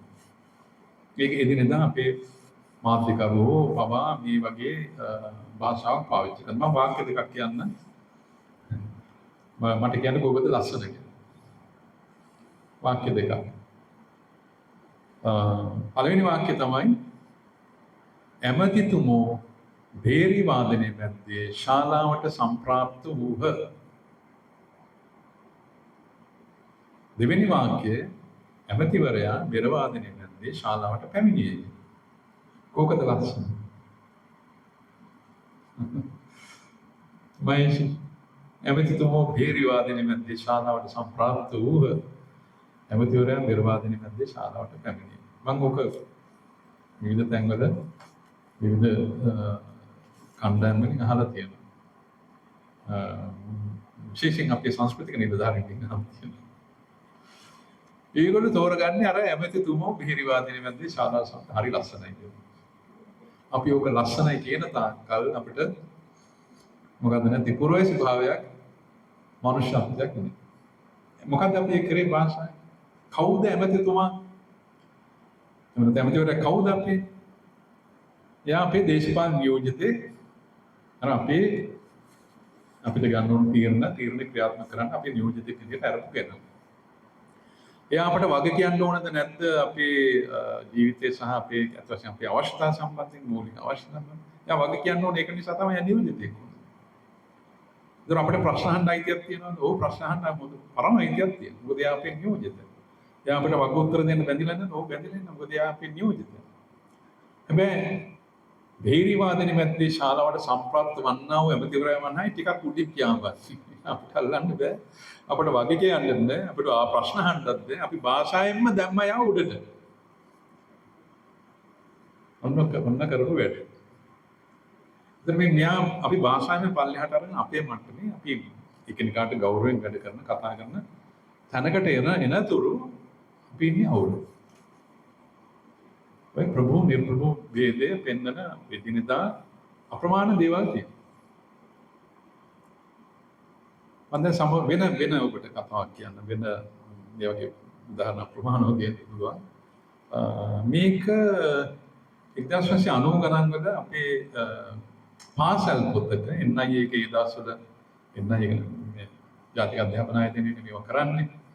ඒගොල්ලෝ තමයි පොතපත ලියන්නේ, ගුරු පුහුණු කරන්නේ, මේ අපේ විදේශ හදන්නේ, පාඩම් පොත්, අභ්‍යාස පොත් හදන්නේ ඒගොල්ලෝ තමයි. ඒගොල්ලෝ මේ පළ කරපු පොතක 1990 ගණන් වල ඒ දවස්වල පොඩි සමීක්ෂණයක් කරා මමත් එතකොට මම නෙවෙයි රෙජිස්ටර් වලට මහත්තයා මමත් ඒකට උදව් කරා. මේ ඉතින් අපි මේ දවස්වල අධ්‍යාපන පොතපත විශාල ප්‍රමාණයක් සමීක්ෂණයට ලක් කරා. මේ ප්‍රශ්නේ අරගෙන. එතකොට ජනවාරි ප්‍රශ්නේ කියලා හිතුවේ නමුත් අපිට එක කතන්දර ගොඩාක් අහුණා. ඒකනේ කොහමරි චක්‍රලිය එකක් ඇවිල්ලා තියෙන්නේ ඒකට මේ පාඩම් පොත සිංහල පාඩම් පොත් ලියන්න ඕන අපේ දරුවන්ට දෙනකොට ඒගොල්ලන්ගේ මනස අවදි වෙන අනෙක් ලංකාවේ ආගමික ජනවාර්ගික කණ්ඩායම් කෙරෙහි යම්කිසි සුහදභාවයක් ඇති කරන මිත්‍රත්වයක් සුහදභාවයක් වගා කරන අභ්‍යාස පොත් සිංහල ළමයින්ට අතට දෙන්න ඕනේ. ඒ චක්‍රලියක මම හිතන පාවිච්චි කරලා තමයි මේ පාඩම් පොත ලියලා තියෙන්නේ. මේක 7 වසර දරුවන්ට නියමිත පොතක්. දැන් මම ඔබට වාක්‍ය දෙකක් කියන්නම්. මේ පොතෙන් ගත්ත 7 වසර පාඩම් පොතින් ගත්ත වාක්‍ය දෙකක්. මගේ කතා හැටියට බෝම්බ 3ක් ওই වාක්‍ය දෙක ඇතුලේ වලදලා තියෙනවා. නේ බෝම්බ 3 මට අපිට පෙන්නන්න. මෙන්න වාක්‍ය දෙක. හැරියට් දෙමළ උනත් සුන්දරයි. ඒ සිංහල කතා කිරීමටද දන්නේ. ඒතර මේක මේ හැරියට් කියලා දෙමළ ගෑනුම කියන බොහොම වර්ණනා උපදවන වර්ණනා කරන්නා වූ අර කිව් චක්‍රලයකට අනුව සිංහල දරුවන්ට මේ හැරියට් ගැන ලොකු ආදරයක් උපදවන්න බලාපොරොත්තු වෙන්නා වූ පාඩමක් මෙතන. මේකෙන් ගත්ත වැකි දෙකක් තමයි ඔබට මේ හැරියට් දෙමළ උනත් සුන්දරයි. ඒ සිංහල කතා කිරීමටද දන්නේ. මේක බෑම් බෝම්බ 3ක් තියෙනවා මොනවද තියෙන බෝම්බ? මේක ගම්යන් මොකක්ද? ඉතින් කියන දේ එකක් මේකේ ගම්යන් තියෙනවා නැත්නම් යටින් දිවෙන අර්ථයන් තියෙනවා. කාටද කියන්න පුළුවන්? ඔබේ උනන්දුවක් නෙවෙයි. ළඟවාද හිටියන අපි ඊට යන කතා කරමු. මම කියන්න මේ බෝම්බ 3 මොනවද කියන්නේ? හැරියට් දෙමළ උනත් සුන්දරයි. ඒ කියන්නේ මොකක්ද ඒක ගම්නේ? දෙමළ උනත් කැතයි. හැරියට් දෙමළ උනත් සුන්දරයි දෙමළ කැතයි. ඒ වුණාට මේ ළමයා නම් ටිකක් අපේ ප්‍රමිතියට අනුව ලස්සනයි. ඒකත් අපි නිර්මාණය කරන්නේ කවුරු කොහොම ලස්සන කියන්නේ මොකක්ද ආදිවාසී. දෙමළ කැතයි මේ අපේ කට්ටිය හරි ලස්සනයි. මේ ළමයා ඉතින් දෙමළ උනත් බලන්නකො ලස්සනයි. හරි. දැන් සිංහල කතා කිරීමටද දන්නේ. ඇයි හැරියට් හොඳ? සිංහල දන්න. ඉතින් ඒක යටින් තියෙන සිංහල දන්නේ නැත්නම් එච්චර හොඳ වෙන්නේ බෑ මේ දෙමළ ගෑන් ළමයා. අර ෂෝට් මොකද සිංහල දන්න. නැතුමනේ බෝම්බේ තියෙන්නේ. ඒක හරි අමුතු එකක්. ඇයි මේ දරුවා හැරියට් උනේ? අයියා කමලිනී හරි පාර්වතී හරි නොවි හැරියට් උනේ. එයාගේ අනන්‍යතාවය. එයා දෙමළ කතෝලික ළමයෙක් විනා දෙමළ හින්දු ළමයෙක් නෙමෙයි. අපි බයයි හින්දු අපි සිංහල බෞද්ධ දෙමළ හින්දු අනන්තතාවය තමයි අපි අනික අපිට බයයි. අපි දෙමළ හින්දු නෙයි වුණ නැතුව මෙන්න ඔන්න ඔය දෙමළ කතෝලිකවල හිටියට කමක් නැහැ කියනවා කියන්නේ. දැන් මේක අපි දරුවන්ට දෙන්නේ. ඔබ හිතනවට වඩා මේක හරි බරපතලයි, හරි භයානකයි. මේ වගේ දේවල් මේකේ ෆ්‍රේම් කරනවා අපි යම් කිසි දේ රාමු කරනවා අපි ඇතුළට ගන්නෙ මොනවද? අපි පැහැර කරන්නේ මේක ඇතුළට ගන්න විදියයි පැහැර කරන විදියයි මේ ඩිමාර්කේට් කරලා තියෙන එක තාම ගැඹුරින් සයිකොලොජිකල් නැත්නම් මනෝ විද්‍යාත්මක බැලුවොත් ළමයා පිළිගන්නේ නැත්නම් මෙයාගේ ඇතුළට එන පැහැර කරන දේ සියුම් මේකේ වැඩ කරන්න පටන් අපි ආස මොනවද ආස නැත්නම් මොනවද කියන වගේ මේව තමයි මේ රුචියෙන් පැනනගේ. ඒ කාලය ගෑනි අපි තාම මෙහෙම ඉන්සුලේටඩ් කොහොම බැහැච්ච මනසක් සහිත විවෘත භාවයක් නැති අනිත් මිනිසුන්ව විවෘතව පිළිගන්න අසමත් මිනිසු බවට පත් වෙනවා. ඉතින් මේ වගේ තමයි භාෂාවේ කතන්දර. ඉතින් ගහක් තව වගේ උදාහරණ කියන්න හැබැයි ඊටාම පුංචි දෙයක් ඉදලා. දැන් ගැහණිය කියන වචනේ බලන්න මේක අපි ඕන තරම් වචන ගන්න නෙමෙයි ඉතින්දා වචන ගත්තාම හැමතැනම මේ ප්‍රශ්න අහුවෙනවා මේ භාෂාවේ ප්‍රශ්නේ. මහිලා සමිති තියෙනවා නේද? මේ තමොනක් තියෙනවා. කාන්තාව ස්ත්‍රියට කියන නම් ගොඩක් තියෙනවා. මහිලාව කියනවා, කාන්තාව කියනවා, ගැහණිය කියනවා, ස්ත්‍රිය කියනවා. දැන් මේ වගේ මාක් වෙනවා අපි මේ අනන්‍යතාවය එක්තරා විදිහකට පන්තිමය සහ වෙනත් ආකාරවලින් ලකුණු කරන ක්‍රමයක් නෙති. කම්කරු මහිලාවෙන් කියලා කියන්න බෑනේ. මේ අවුල් වගේනේ. තරහ වර්ගයක කට්ටිය තමයි මහිලාව වෙන්නේ. එහෙම නේද? ඒ කියන්නේ කම්කරු මහිලාව කියන්නේ. ගෝවි මහිලාව මේකෝ තරහවලු. තේරෙන්නේ වචන කියන්නේ ඔබ තේරුම් ගන්න ඕන දේ මේ තමයි මේ හැම වචනයකටම පණ තියෙන අපි මාක් කරන අපි අර කියපු ඔළුවේ තියෙන දුරාවලින් සකස් කරන විදියක් තමයි වචන. පද. ඉතින් මේවා අවසාන මම පොඩි උදාහරණයක් මම ගන්න බැරි මගේ ඉදිරියදා ජීවිතේ මේ දැකපු කල්පනා කරපු මම වැඩ කරපු සීමාව ඇතුලේ උදාහරණ කාලයකට පෙර අනුබනංගල වගේ කොළඹ ඉඳලා මාතර දක්වා මිශ්‍ර පාසල් ඔයලට මධ්‍ය මහාවිද්‍යාල 6ක විතර දරුවෝ මට හම් වෙන වැඩසටහනක් තිබුණා. ඒක අධ්‍යාපන ගුවන්විදුලි අධ්‍යාපන සේවය ඔය අභාවප්‍රාප්ත තිලක් ජයරත්න මහත්තයා මට යෝජනා කරා ඔන්න වැඩේ පුළුවන් නම් කරන්න කියලා. මම ඉතාලම කැමැත්තෙන් මට ලැබිච්ච අවස්ථාව අරගෙන මම මේ දරුවෝ කණ්ඩායම් 6ක් විතර හම්බුණා කොළඹ සිට මාතර දක්වා බොහෝ විට මධ්‍ය මහාවිද්‍යාල. ඉතින් මම ඉල්ලුවා මම ඇත්ත වශයෙන්ම බලන්නේ මට පැය දෙක තුනක වගේ කාලයක් තිබුණේ අතරේ ඒ සාකච්ඡා සමහර දේවල් අපි පටිගත කරගත්තා. වැඩසටහනක් සකසන්න අධ්‍යාපන නව අධ්‍යාපන සේවයෙන් එකක් දිග කතාවක්. ඉතින් මම අනිවාර්යෙන් මේ සාකච්ඡා ඇතුලේ මේ ළමයින්ගෙන් මේ පිරිමි සහ ගැහැණු ඒ ලෙවල් ළමයින්ගෙන් අහපු ප්‍රශ්නයක් තියෙනවා. මම ඉතින් ඒගොල්ලොත් එක්ක යාළු වෙලා ඒගොල්ලෝ මාත් එක්ක බොහොම විවෘතව කතා කරනවා, hina වෙනවා, විහිළු කරනවා. ඒ වගේ බොහොම රිලැක්ස් මේක. දැන් ගුරුවරයෙක් විදිහට නෙවෙයි මම ගියේ. මම ළමයින්ගෙන් අහනවා විශේෂයෙන් ඉවිසරේ පිරිමි ළමයි ඕල් මට විවෘතව කියන්න මේ පිරිමි ළමයි ගැහැණුන්ට ආමන්ත්‍රණය කරන පද මොනවද? ඒගොල්ලෝ සමහරට ඉන්න තැන, සමහරට ඉන්නේ නැති තැනත් අපි පිරිමි කතා කරනකොට කියන පද මොනවද කියලා. ඉතින් මේ කොළඹ ඉඳලා මාතර දක්වා කතන්දරයේදී මෙහිම පද 6ක් විතර මට අඳුර ගන්න ලැබුණා. ඒ පද තමයි බඩුව, භාණ්ඩ, කෑල්ල, අයිටම් එක, ගෙඩිය මොන වගේ වචන. දැන් මම දන්නවා මම මේක පොඩ්ඩක් මේ භාෂාව ගැන මම නිකන් අර මගේ සංස්කෘතික අධ්‍යයනය වුණා ගුණ සාධ්‍යන නිසා මම දන්නවා මේවා එක්තරා කාලෙක 80 ගණන් වලින් මේ පිටට ආවේ. ඊට කලින් තිබුණේ වෙන වචන තිබුණා. මේවා නෙවෙයි. මේ ලිබරල් ආර්ථිකයේ වෙළඳපොළ ආදියත් එක්ක තමයි මේ වචන පහළ වෙන්නේ අපේ දරුවන්ගේ භාෂාවට. හැබැයි ඒ හේතුව ඒකම නෙවෙයි. හේතුව භේදය, ලිංග භේදය. ලිංග භේදෙට උඩින් අර පියස්සක් තියෙනවා අද කාලේ මේ වෙළඳ ආර්ථික නැත්නම් ලිබරල් වෙළඳ ආර්ථිකය. ඒකත් එක්කත් එන අගයුම් වටිනාකම් ආදියත් එක්ක තමයි මේ කතන්දරේ හැදෙන්නේ.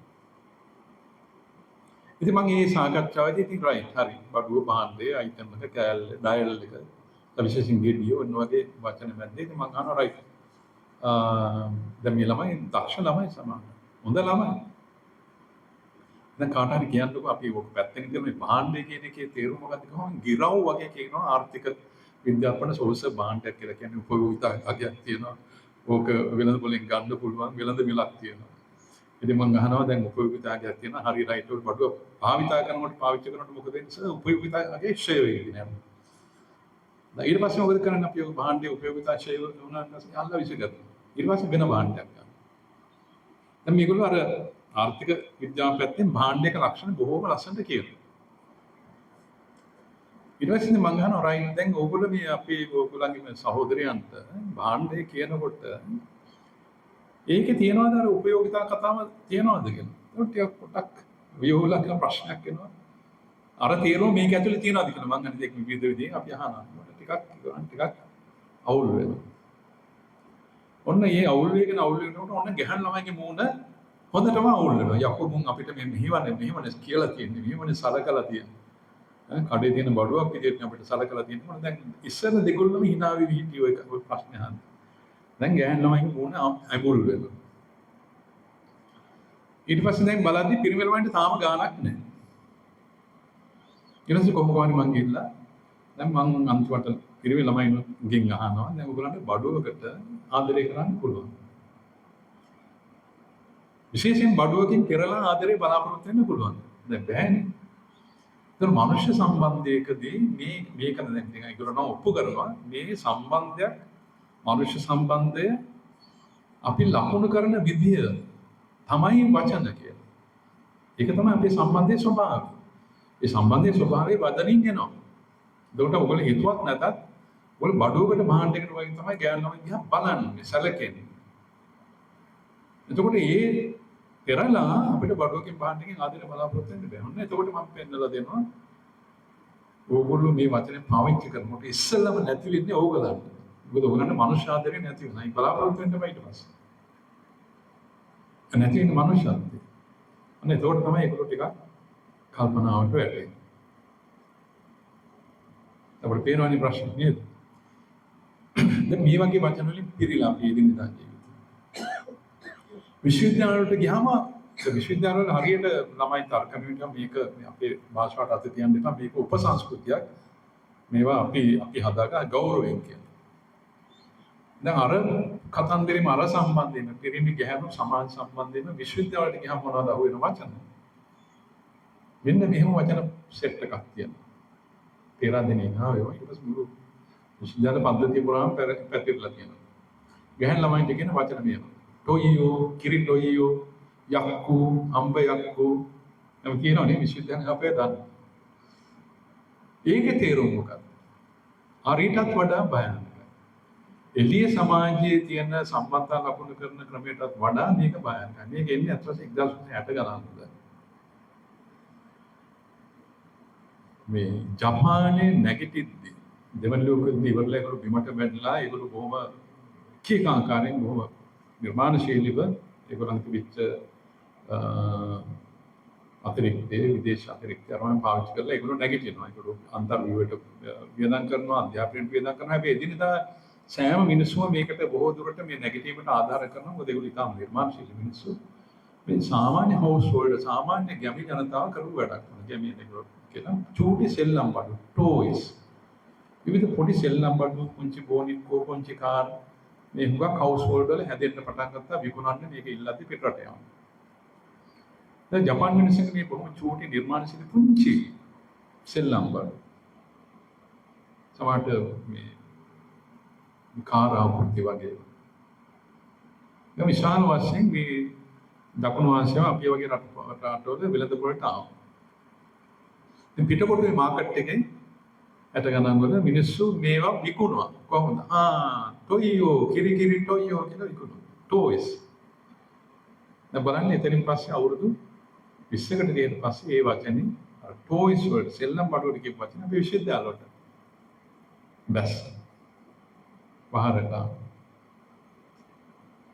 ඒ කල්පනා කරනකොට හරි භයානකයි. අපි එදිනෙදා අර බුදුන් වහන්සේගේ ප්‍රශ්නේ මනුෂ්‍යයට අනිත් මනුෂ්‍යයා පේනවා. පේන්නේ කොහොමද? ඒක භාෂාවෙන් ලකුණු වෙනවා.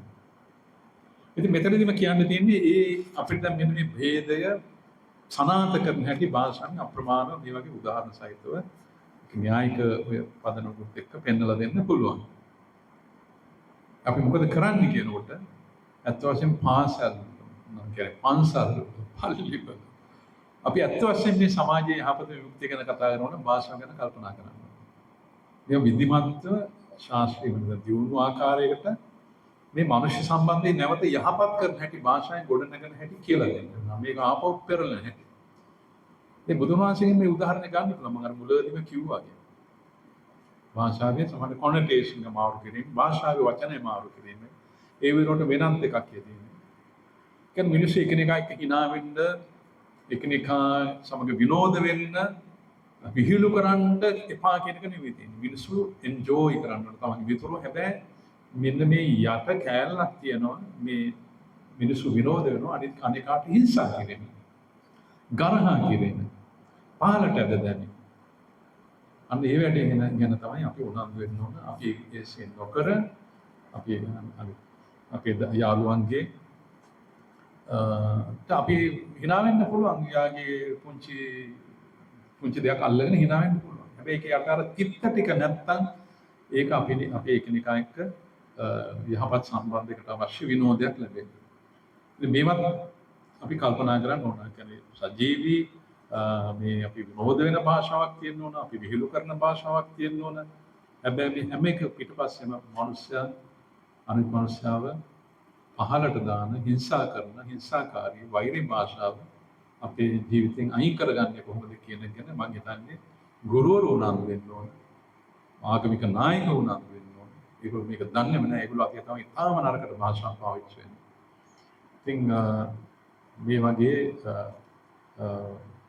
සමාජ යහපත සඳහා භාෂාව නැවත පරිවර්තනය කරන්න කෙසේද කියන අභියෝගය අපි මම කියන්නේ ඕනම දෙමව්පියෙකුට පවා බාරගත යුතු අභියෝගයක්. මේ කරුණු කාරණා ටික තමයි මට ඔබට අද ඉතින් ඔබත් සමග උමාරු කරගන්න අවශ්‍ය වෙන්නේ. මම මෙතනින් නවත්තන්න. බොහොම ස්තුතියි. මම හිතන්නේ පැයක් විතරම කතා කරා. ස්තුතියි.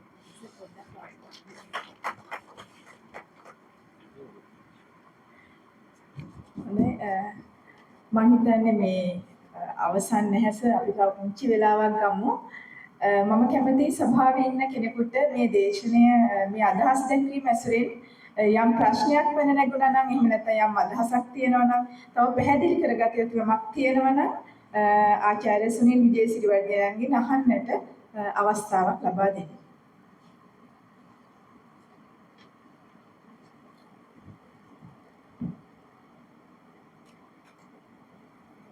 සර්ගේ පොතක රත්නවලි නාට්‍යයේ පොඩි කොටසක් මම සර් ගැන විස්තර හොයමින් ඉන්නකොට මට මේක අන්තර්ජාලයේ මේ කොටස හමුුනේ. දැන් පොත මල් ළඟ නෑ මේ මොහොතේ. මෙන්න මෙහෙම කොටසක්. මහතෙරුන් ලියාගෙන යන මහ පුස්තකේ නුඹ ගැන ඔය ලොකුවට කතා කරන්නේ. නුඹේ දක්ෂකම් ගැන, වීරකම් ගැන, ගුණවත්කම් ගැන එක දිගට කියවෙනවා. කොටින්ම අනුරාධපුරයේ අන්තිම සටන ගැන ලියා තියෙන හැටි දැක්කම මටත් පුදුම හිතුණා. එලාර ද්වන්දව සටන සඳහා නුඹට ආරාධනා කරලා එවපු පයින්දේ තෑගී ගැන වචනයක්වත් නොකිය ඒ අදහස හරියට නුඹේම ශ්‍රේෂ්ඨ අදහසක් විදිහටයි දක්වලා තියෙන්නේ. ඉතින් මේ භාෂාව ගැන තමයි එතනත් කතා වෙන්නේ. මේ අපේ අතීත මහා වංශයේ ලියවුණු තැන මම හිතන්නේ මේ ප්‍රශ්න කරන්නේ. ඉතින් දැන් මෑත කාලේ අපි දැක්කස මේ එක එක දේශපාලන න්‍යාය පත්‍රවල යුගයෙන් යුගයට එක එක වචන එනවා. ආසියාවේ ආශ්චර්යය කියනවා, සුබ අනාගතයක් කියනවා, සංහිඳියාව යහපාලනය. අන්තිමට මේ වචනත් අර විහිළුවක් වෙලානේ නතර වුනේ. එතකොට මේක මේ අපි භාෂාවේ දේශපාලනයට රැවටෙන මද මම්මුලා වෙනවද? එහෙම නැත්නම් දේශපාලන න්‍යාය පත්‍රවල ගොදුරක් වෙනවද භාෂාව?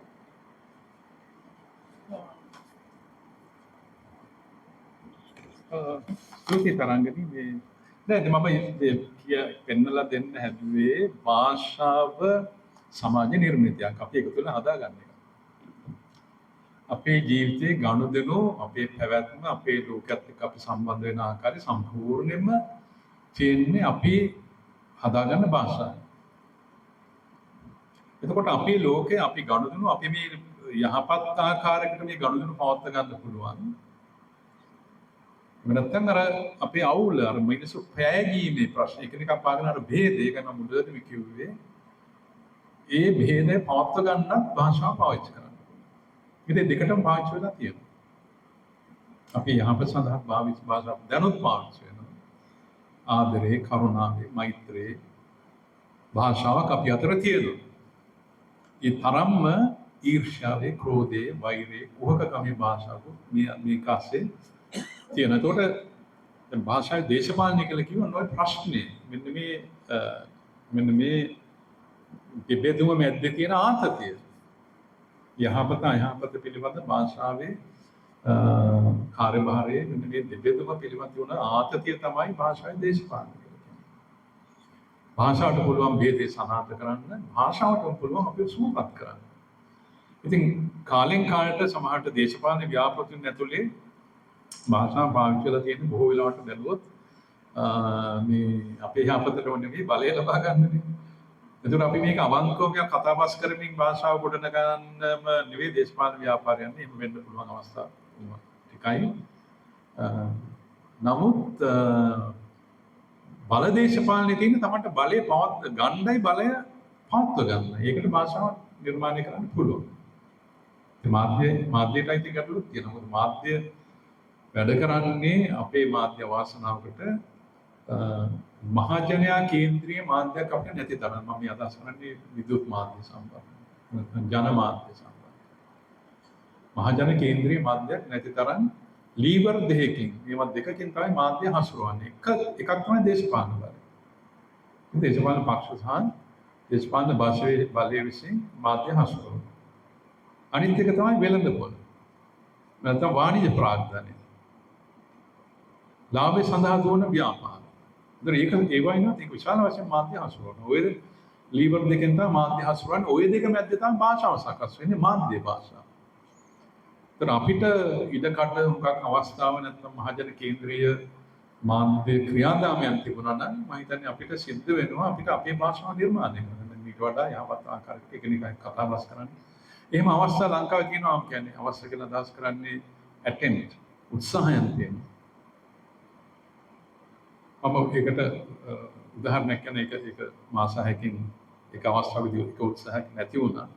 ඔය තිලක ප්‍රාප්ත තිලක ආරම්භ මහත්මයා ඉඳද්දී නව අධ්‍යාපන සේවය කියලා channel එකක් නෙවෙයි SLBC එකේ අධ්‍යාපන සේවයේ වැඩසටහනක් නැත්නම් ක්‍රියාදාමයක් පටන් ගත්තා. ඒකට මම වගේ ටිකක් වෙනස් විදිහට විද්වත්ව ගණනාවක් උදව් කරා. මොකක් කියන්න පුළුවන් මේ අද දැන් ඉන්න ඔහුව පස්සේ කාලෙක යුනෙස්කෝ එක ආරංචි විජානන්ද ජයග්‍රහ මහත්තයා මේ දැන් පැමිණලා ඉන්නවා. ඒකටත් ඒක කතා පිටපස්සේ ලොකු කතාවක් තියෙනවා. මහජන සුත්‍යවිද ගම්ලා ඔය වගේ පිරිසක් මේ ව්‍යායාමයට උදව් කරා. මොකටද? අධ්‍යාපන සේවය කියන්නේ ව්‍යායාම.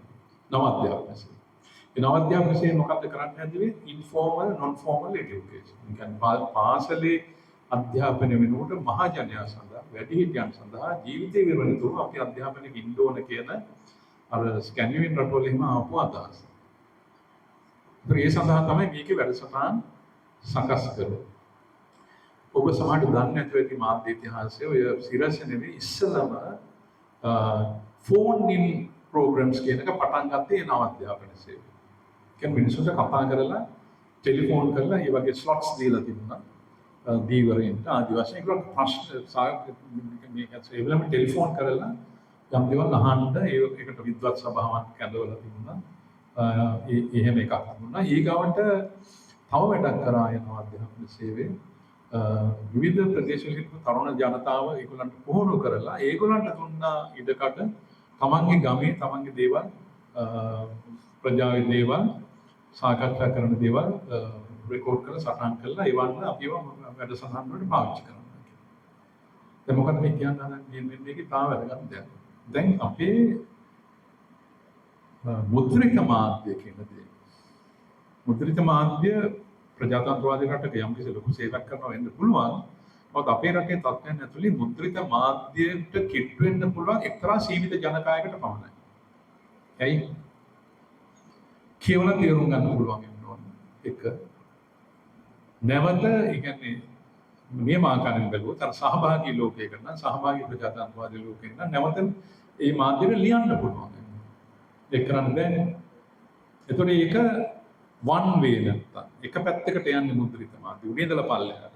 උඩින් ඉන්න අයගේ අතේ තමයි මොනවද පල්ලෙහාට යවන්නේ කියන කාරණේ තියෙනවා. දැන් නව අධ්‍යාපන සේවයේ පත් ගන්තා වෙන පියවරක්. අපි අන්‍යෝන්‍යව දෙපැත්තට වැඩ කරන්න පුළුවන්. මහජනට මේකට කතා කරන්න පුළුවන්. ඒතර මාධ්‍යයේ ඒ දුන්න ඒක ඇතුලේ මිනිස්සුන්ට ඕන දෙයක් තමන්ගේ භාෂාවෙන් ඕන ගැමි භාෂාවකින් තමන්ට ඕන දෙයක් කියන්න පුළුවන්. එතකොට ඒකට අර විශේෂ ප්‍රාග්ඥයක් නැහැ. තම අවශ්‍ය ප්‍රාග්ඥය මනුෂ්‍ය ප්‍රාග්ඥය. තමන්ගේ ජීවිතේ ප්‍රබලතාවය දොතම කතා කරන්නේ. දැන් අන්න ඒ හැකියාව බාර ගන්න මාධ්‍ය මොකක්ද? මනුෂ්‍යයන්ට කතා කරන්න තියෙන හැකියාව ප්‍රමාණවත් කියලා. ගන්න මාධ්‍ය මොකද්ද? ඒක තමයි දැන් අපේ නැති වෙලා තියෙනවා. අපේ දැන් කියන තත්ත්වයන් ඇතුලේ එවැනි මාධ්‍ය තරංගනි කතා කරනවා එහෙම දේවල් නැහැ. එතකොට අන්න ඒක ඇතුලේ තමයි අර උඩියදල පල්ලෙහාට වැඩ කරන මාධ්‍ය ඇතුලේ භාෂාව නැවත නිර්මාණය වෙනවා. සමහරට අපේ සහභාගීත්වය නැතුව නෙවෙයි. ඉතින් ওই වගේ ගැටලු තමයි තියෙන්නේ. එතකොට අපිට මෙහෙම එකතු වෙලා වාඩිලා කතා කරගන්න අවශ්‍ය භාෂාව අපි තවත් ශාස්ත්‍රීය විදග්ධ වචනයකින් කිව්වොත් පබ්ලික් ස්ෆියර් කියලා වචනයක් තියෙනවා. මහජන පරිමණ්ඩලය. දැන් පබ්ලික් ස්ෆියර් කියලා කියන්නේ මේ අපි වගේ මේ වගේ සාකච්ඡාවන් මාධ්‍ය මේ ඔක්කොම අපේ රටේ මිනිස්සු වාඩි වෙලා අපේ ජීවිතය ගැන කතා කරන අවකාශ තමයි පබ්ලික් ස්ෆියර් එක. අපි කතා කරලා තීරණයක් ගන්න පුළුවන්. එකඟතාවයන්ට එන්න පුළුවන්. එතනම කියනවා පබ්ලික් ස්ෆියර් එක දියුණු වෙලා රටක ගොඩාක් ඒවා දියුණු වුණා. මහජනයාට සහභාගී වෙලා එකිනෙකා සමග උදහස් මාරු කරගෙන ඔය යන්න පුළුවන්. ඒතර අපේ පබ්ලික් ස්ෆියර් එක හරීම දුර්වලයි. ඛණ්ඩිතයි. ප්‍රජාතන්ත්‍රවාදී රටක තියෙන ඕන විදිහට නෙවෙයි තියෙන්නේ. ඒතකොට ඒක ඇතුලේ තමයි මේ භාෂාවේ ප්‍රශ්නේ එක පැත්තකින් තියෙන්නේ. ඒ වගේ කාර්යයක් තමයි ඒක දිගට කතා කරන්න ඕන දෙයක්. තරංගිනී ඒ වගේ ප්‍රශ්නයක් තියෙනවා පබ්ලික් ස්ෆියර් එකේ. අපිට තියෙන විද්‍යුත් මාධ්‍ය පිළිබඳ ගැටලුව ඒකට ප්‍රවෘත්ති මාධ්‍ය නැත්නම් ලිඛිත මාධ්‍යයන් පිළිබඳ ගැටලුව නැත්නම් මුද්‍රිත මාධ්‍ය ගැටලුව. ඒකට දැන් සමාජ මාධ්‍ය තවත් සංකීර්ණ ප්‍රශ්න මතුවෙමින් පවතිනවා. මොකද අපේ ස්වභාවයයි අපි මේ මාධ්‍ය හරහා ප්‍රකාශ කරන්නේ. අපි දන්නේව නැද්ද? අපේ අවුල් ඔක්කොම මාධ්‍යෙන් ප්‍රකාශ වෙනවා. ඉතින් යම් විදිහකට කරන්න පුළුවන් දෙයක් තමයි මේ ගැන කල්පනා කරන අයට සමාජ මාධ්‍යයට යම් කිසි කණ්ඩායම් විදිහට මැදිහත් වෙලා අර යහපත සඳහා වැඩ කරන්න පුළුවන් ක්‍රියාකාරීත්වයන් පටන් ගන්න එක. ඒකට අයිති භාෂාව පිළිබඳ සංවේදනය මම හිතන්නේ ඒකට අයිති.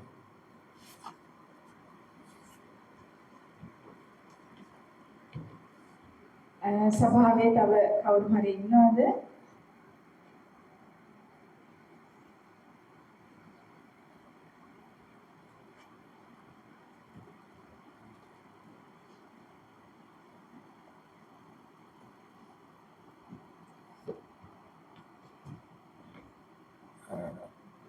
ඔබතුමා ප්‍රකාශ කරපු ආකාරයටම භාෂාව ඇතිවෙන්නෙම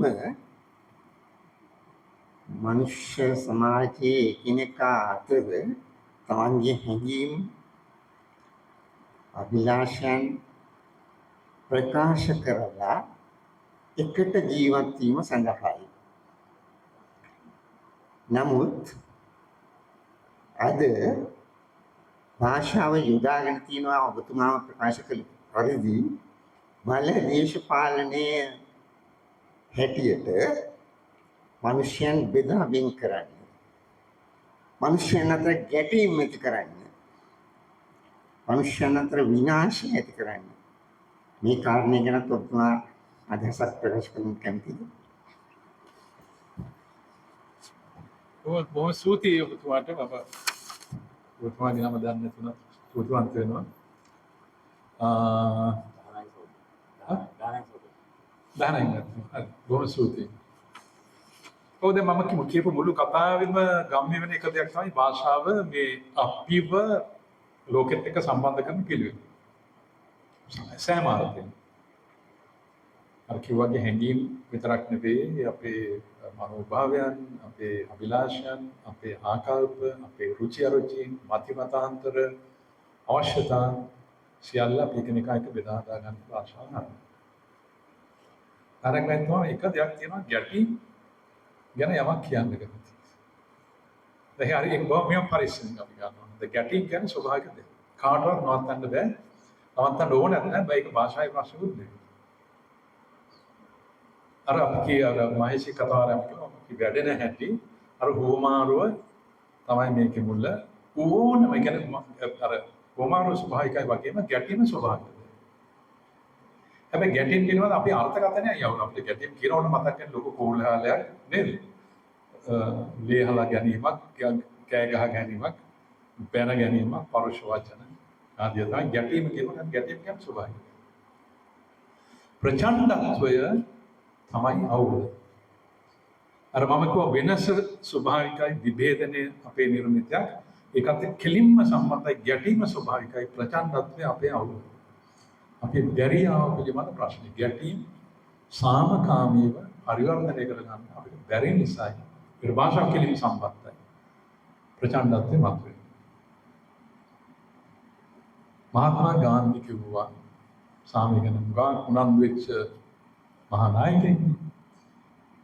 ගාන්ධි කිව්වා ගැටීම් කියලා කියන්නේ සමාජයකට වෙස්වලාගෙන එන ආශිර්වාදයක්.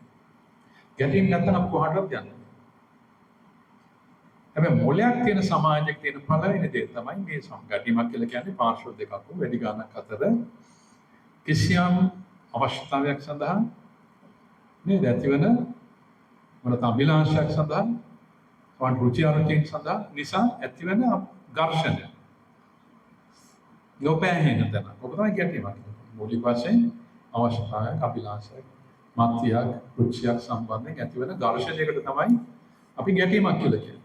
දැන් ඔබතුමා ඇතුලේ මේ වෙලාවේ ගැටීමක් තියෙනවා. මේ වරුසේ කියන දේ හරිද වැරදිද ස්වභාවිකයි. නේද? අපි තුල හැම කෙනා තුළම ගැටීම් පැන නගිනවා. අතන ගැටීම ගැටීම තමයි අපි ඉස්සරහට ගෙනියන්නේ. ඒකෝට ඇයි අපේ තරුණ අපේ රාජ්‍යයේ පහුගිය මාස ගානේ ආයතනෙක සුයිසයිඩ් කරගත්තා. ඇයි ඒක වෙන්නේ? අභ්‍යන්තර ගැටීමක් පැන නගිනවා. තමන්ට බේර ගන්න බැරි වෙන තමන්ට ඒකට අවශ්‍ය කුසලතාවයන් ප්‍රාගුණ්‍යයන් මොනවත් නැහැ. ඒ ගැටීම උඩට ගෙනියලා බේර ගන්න. මොකද අපි ස්වයං ඝාතනය. සමාජයකට ගැටීම් ආවම සමාජයකට මොලයක් තියෙනවා නම් ඒකතනින් උඩට යන්න පුළුවන් ගැටීම් අරන් ඒක බැරුවම යුද්ධ කරගන්න. මේක ස්වයං විනාශය. මේක පිටුපස්සන්නේ ඔය ප්‍රශ්නේ දැන් අපි මේක ගන්න මේ ගැටීම් සහ ප්‍රචණ්ඩත්ව පිළිබඳ ප්‍රශ්න ගන්න ගැටීම් පරිවර්තනය කිරීමට අවශ්‍ය භාෂාවක් තියෙනවා. ගැටීම් ප්‍රචණ්ඩත්වයට පෙරලන්න ගෙන යන හැකි භාෂාවක් තියෙනවා. දැන් මේ වෙලාවේ ඔය මැද පෙරදිග ඊශ්‍රායලය සහ ඒකට අත්වසින් දිග කතාවක් ඔය ගාසා තීරයේ වෙස්ට් බැංක් එක සහ ඉරානයේ මේවා පිටුපස්සේ තියෙන මහා මුල් ගැටීම් ප්‍රචණ්ඩත්වය හරහා ගියේ ඇයි කියලා කියන්නේ මේ ගැන සාම විද්වත්තා ප්‍රමාණු කියලා කියනවා. මේගොල්ලන්ගේ අර භාෂා සංකල්ප භාෂාව විතරක් නෙවෙයි කියන්නේ භාෂාවෙන් සංකල්ප ප්‍රකාශ වෙනවා. ඒ ඇතුලේ ලොකු ප්‍රශ්න තියෙනවා. ඒ නිසා අන්ත දෙකක් ඇති වෙනවා. අපි බැලුවොත් ඊශ්‍රායලය පලස්තීනයක් කියනවට ඒගොල්ලෝ විරුද්ධයි. ඒගොල්ලෝ පිළිගන්නේ එක මේක නිකම් පෙර ඊබ්‍රු බයිබලෙන් ඉඳලා එනවා කියලා ඒගොල්ලෝ විශ්වාස කරන දෙවියන්ගේ තැන් දේශයක් යුදෙවෝ ඉන්න. ඒතර හමාස්වරු ඒ තත්ත්වය ඇතුළේ මේක අන්‍යෝන්‍ය පැන්නගින්නේ ඊශ්‍රායලයක් කියනවට කැමති නෑ. ඒතර අරගොල්ලෝ පලස්තීනයේ කියනවට කැමති නෑ. මේගොල්ලෝ ඊශ්‍රායලයේ කියනවට කැමති නෑ රාජ්‍යයක්. නමුත් දෙපැත්තම පොඩ්ඩක් කල්පනා කරලා ඉස්සර කල්පනා කරනවා ඊශ්‍රායලයේ හොඳයි දෙවියන්ගේ දේශේ සාමයේ දේශයක් වියුතුයි.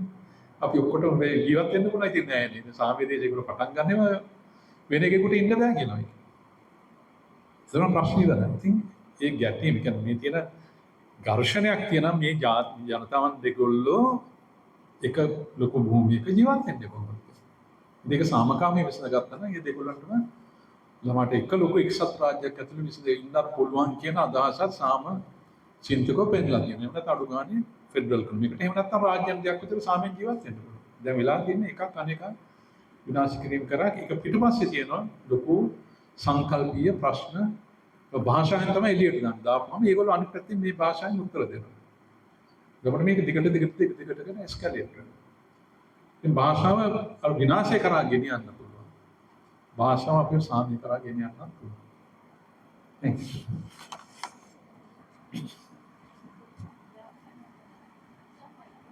Yeah, අයියේ.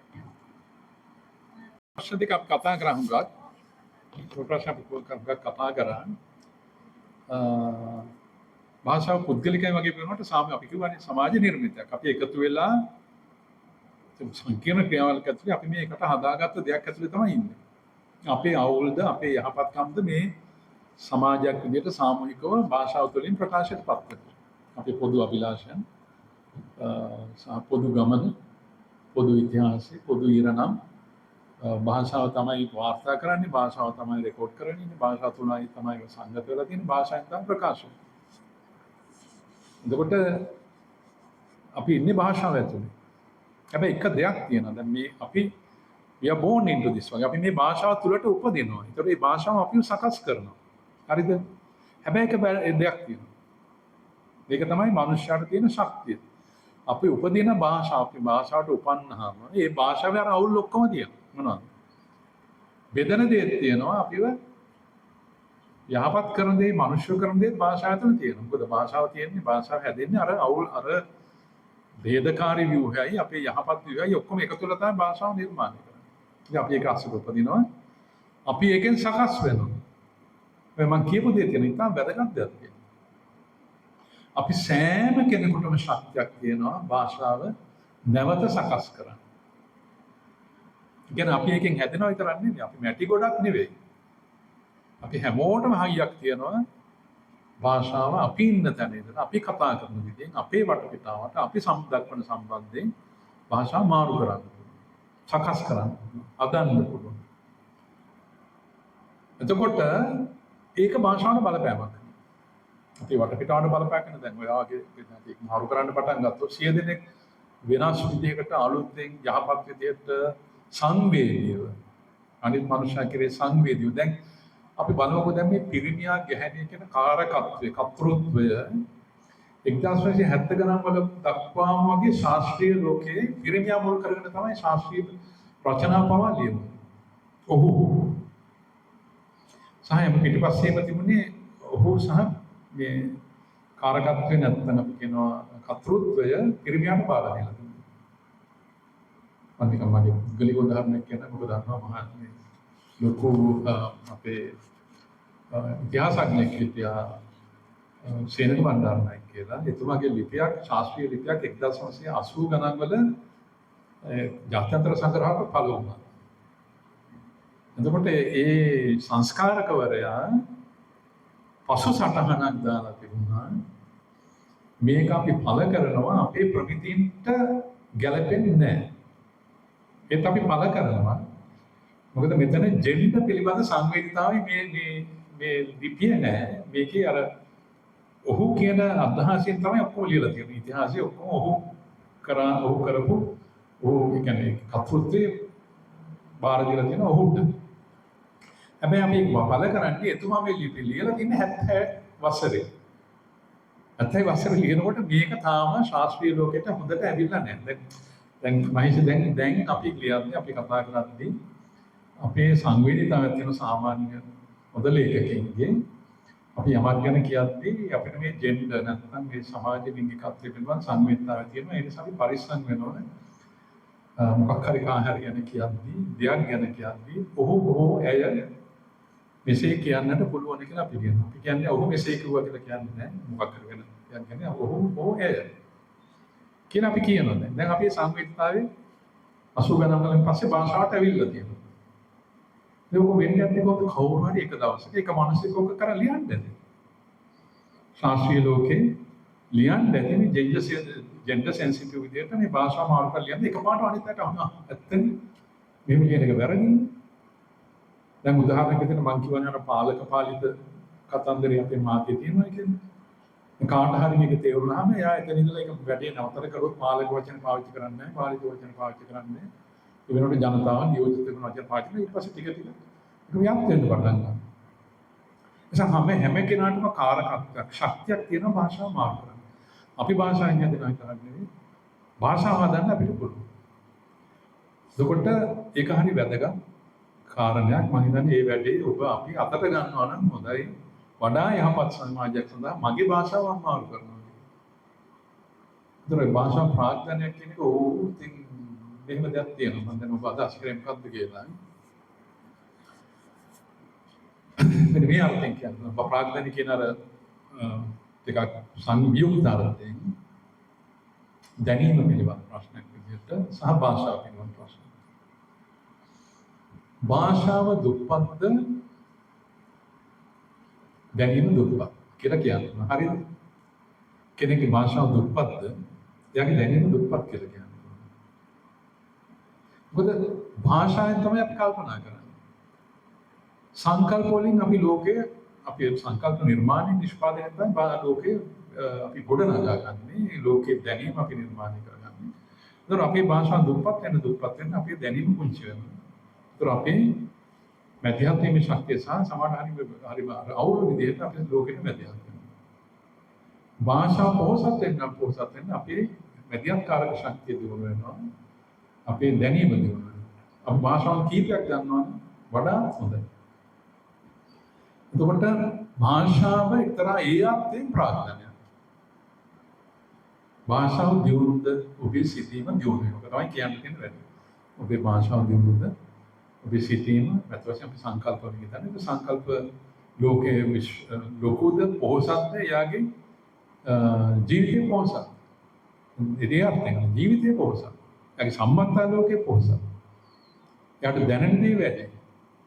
අන්න ඒ අර්ථයෙන් අපිට කියන්න පුළුවන් භාෂා ප්‍රාර්ථනය.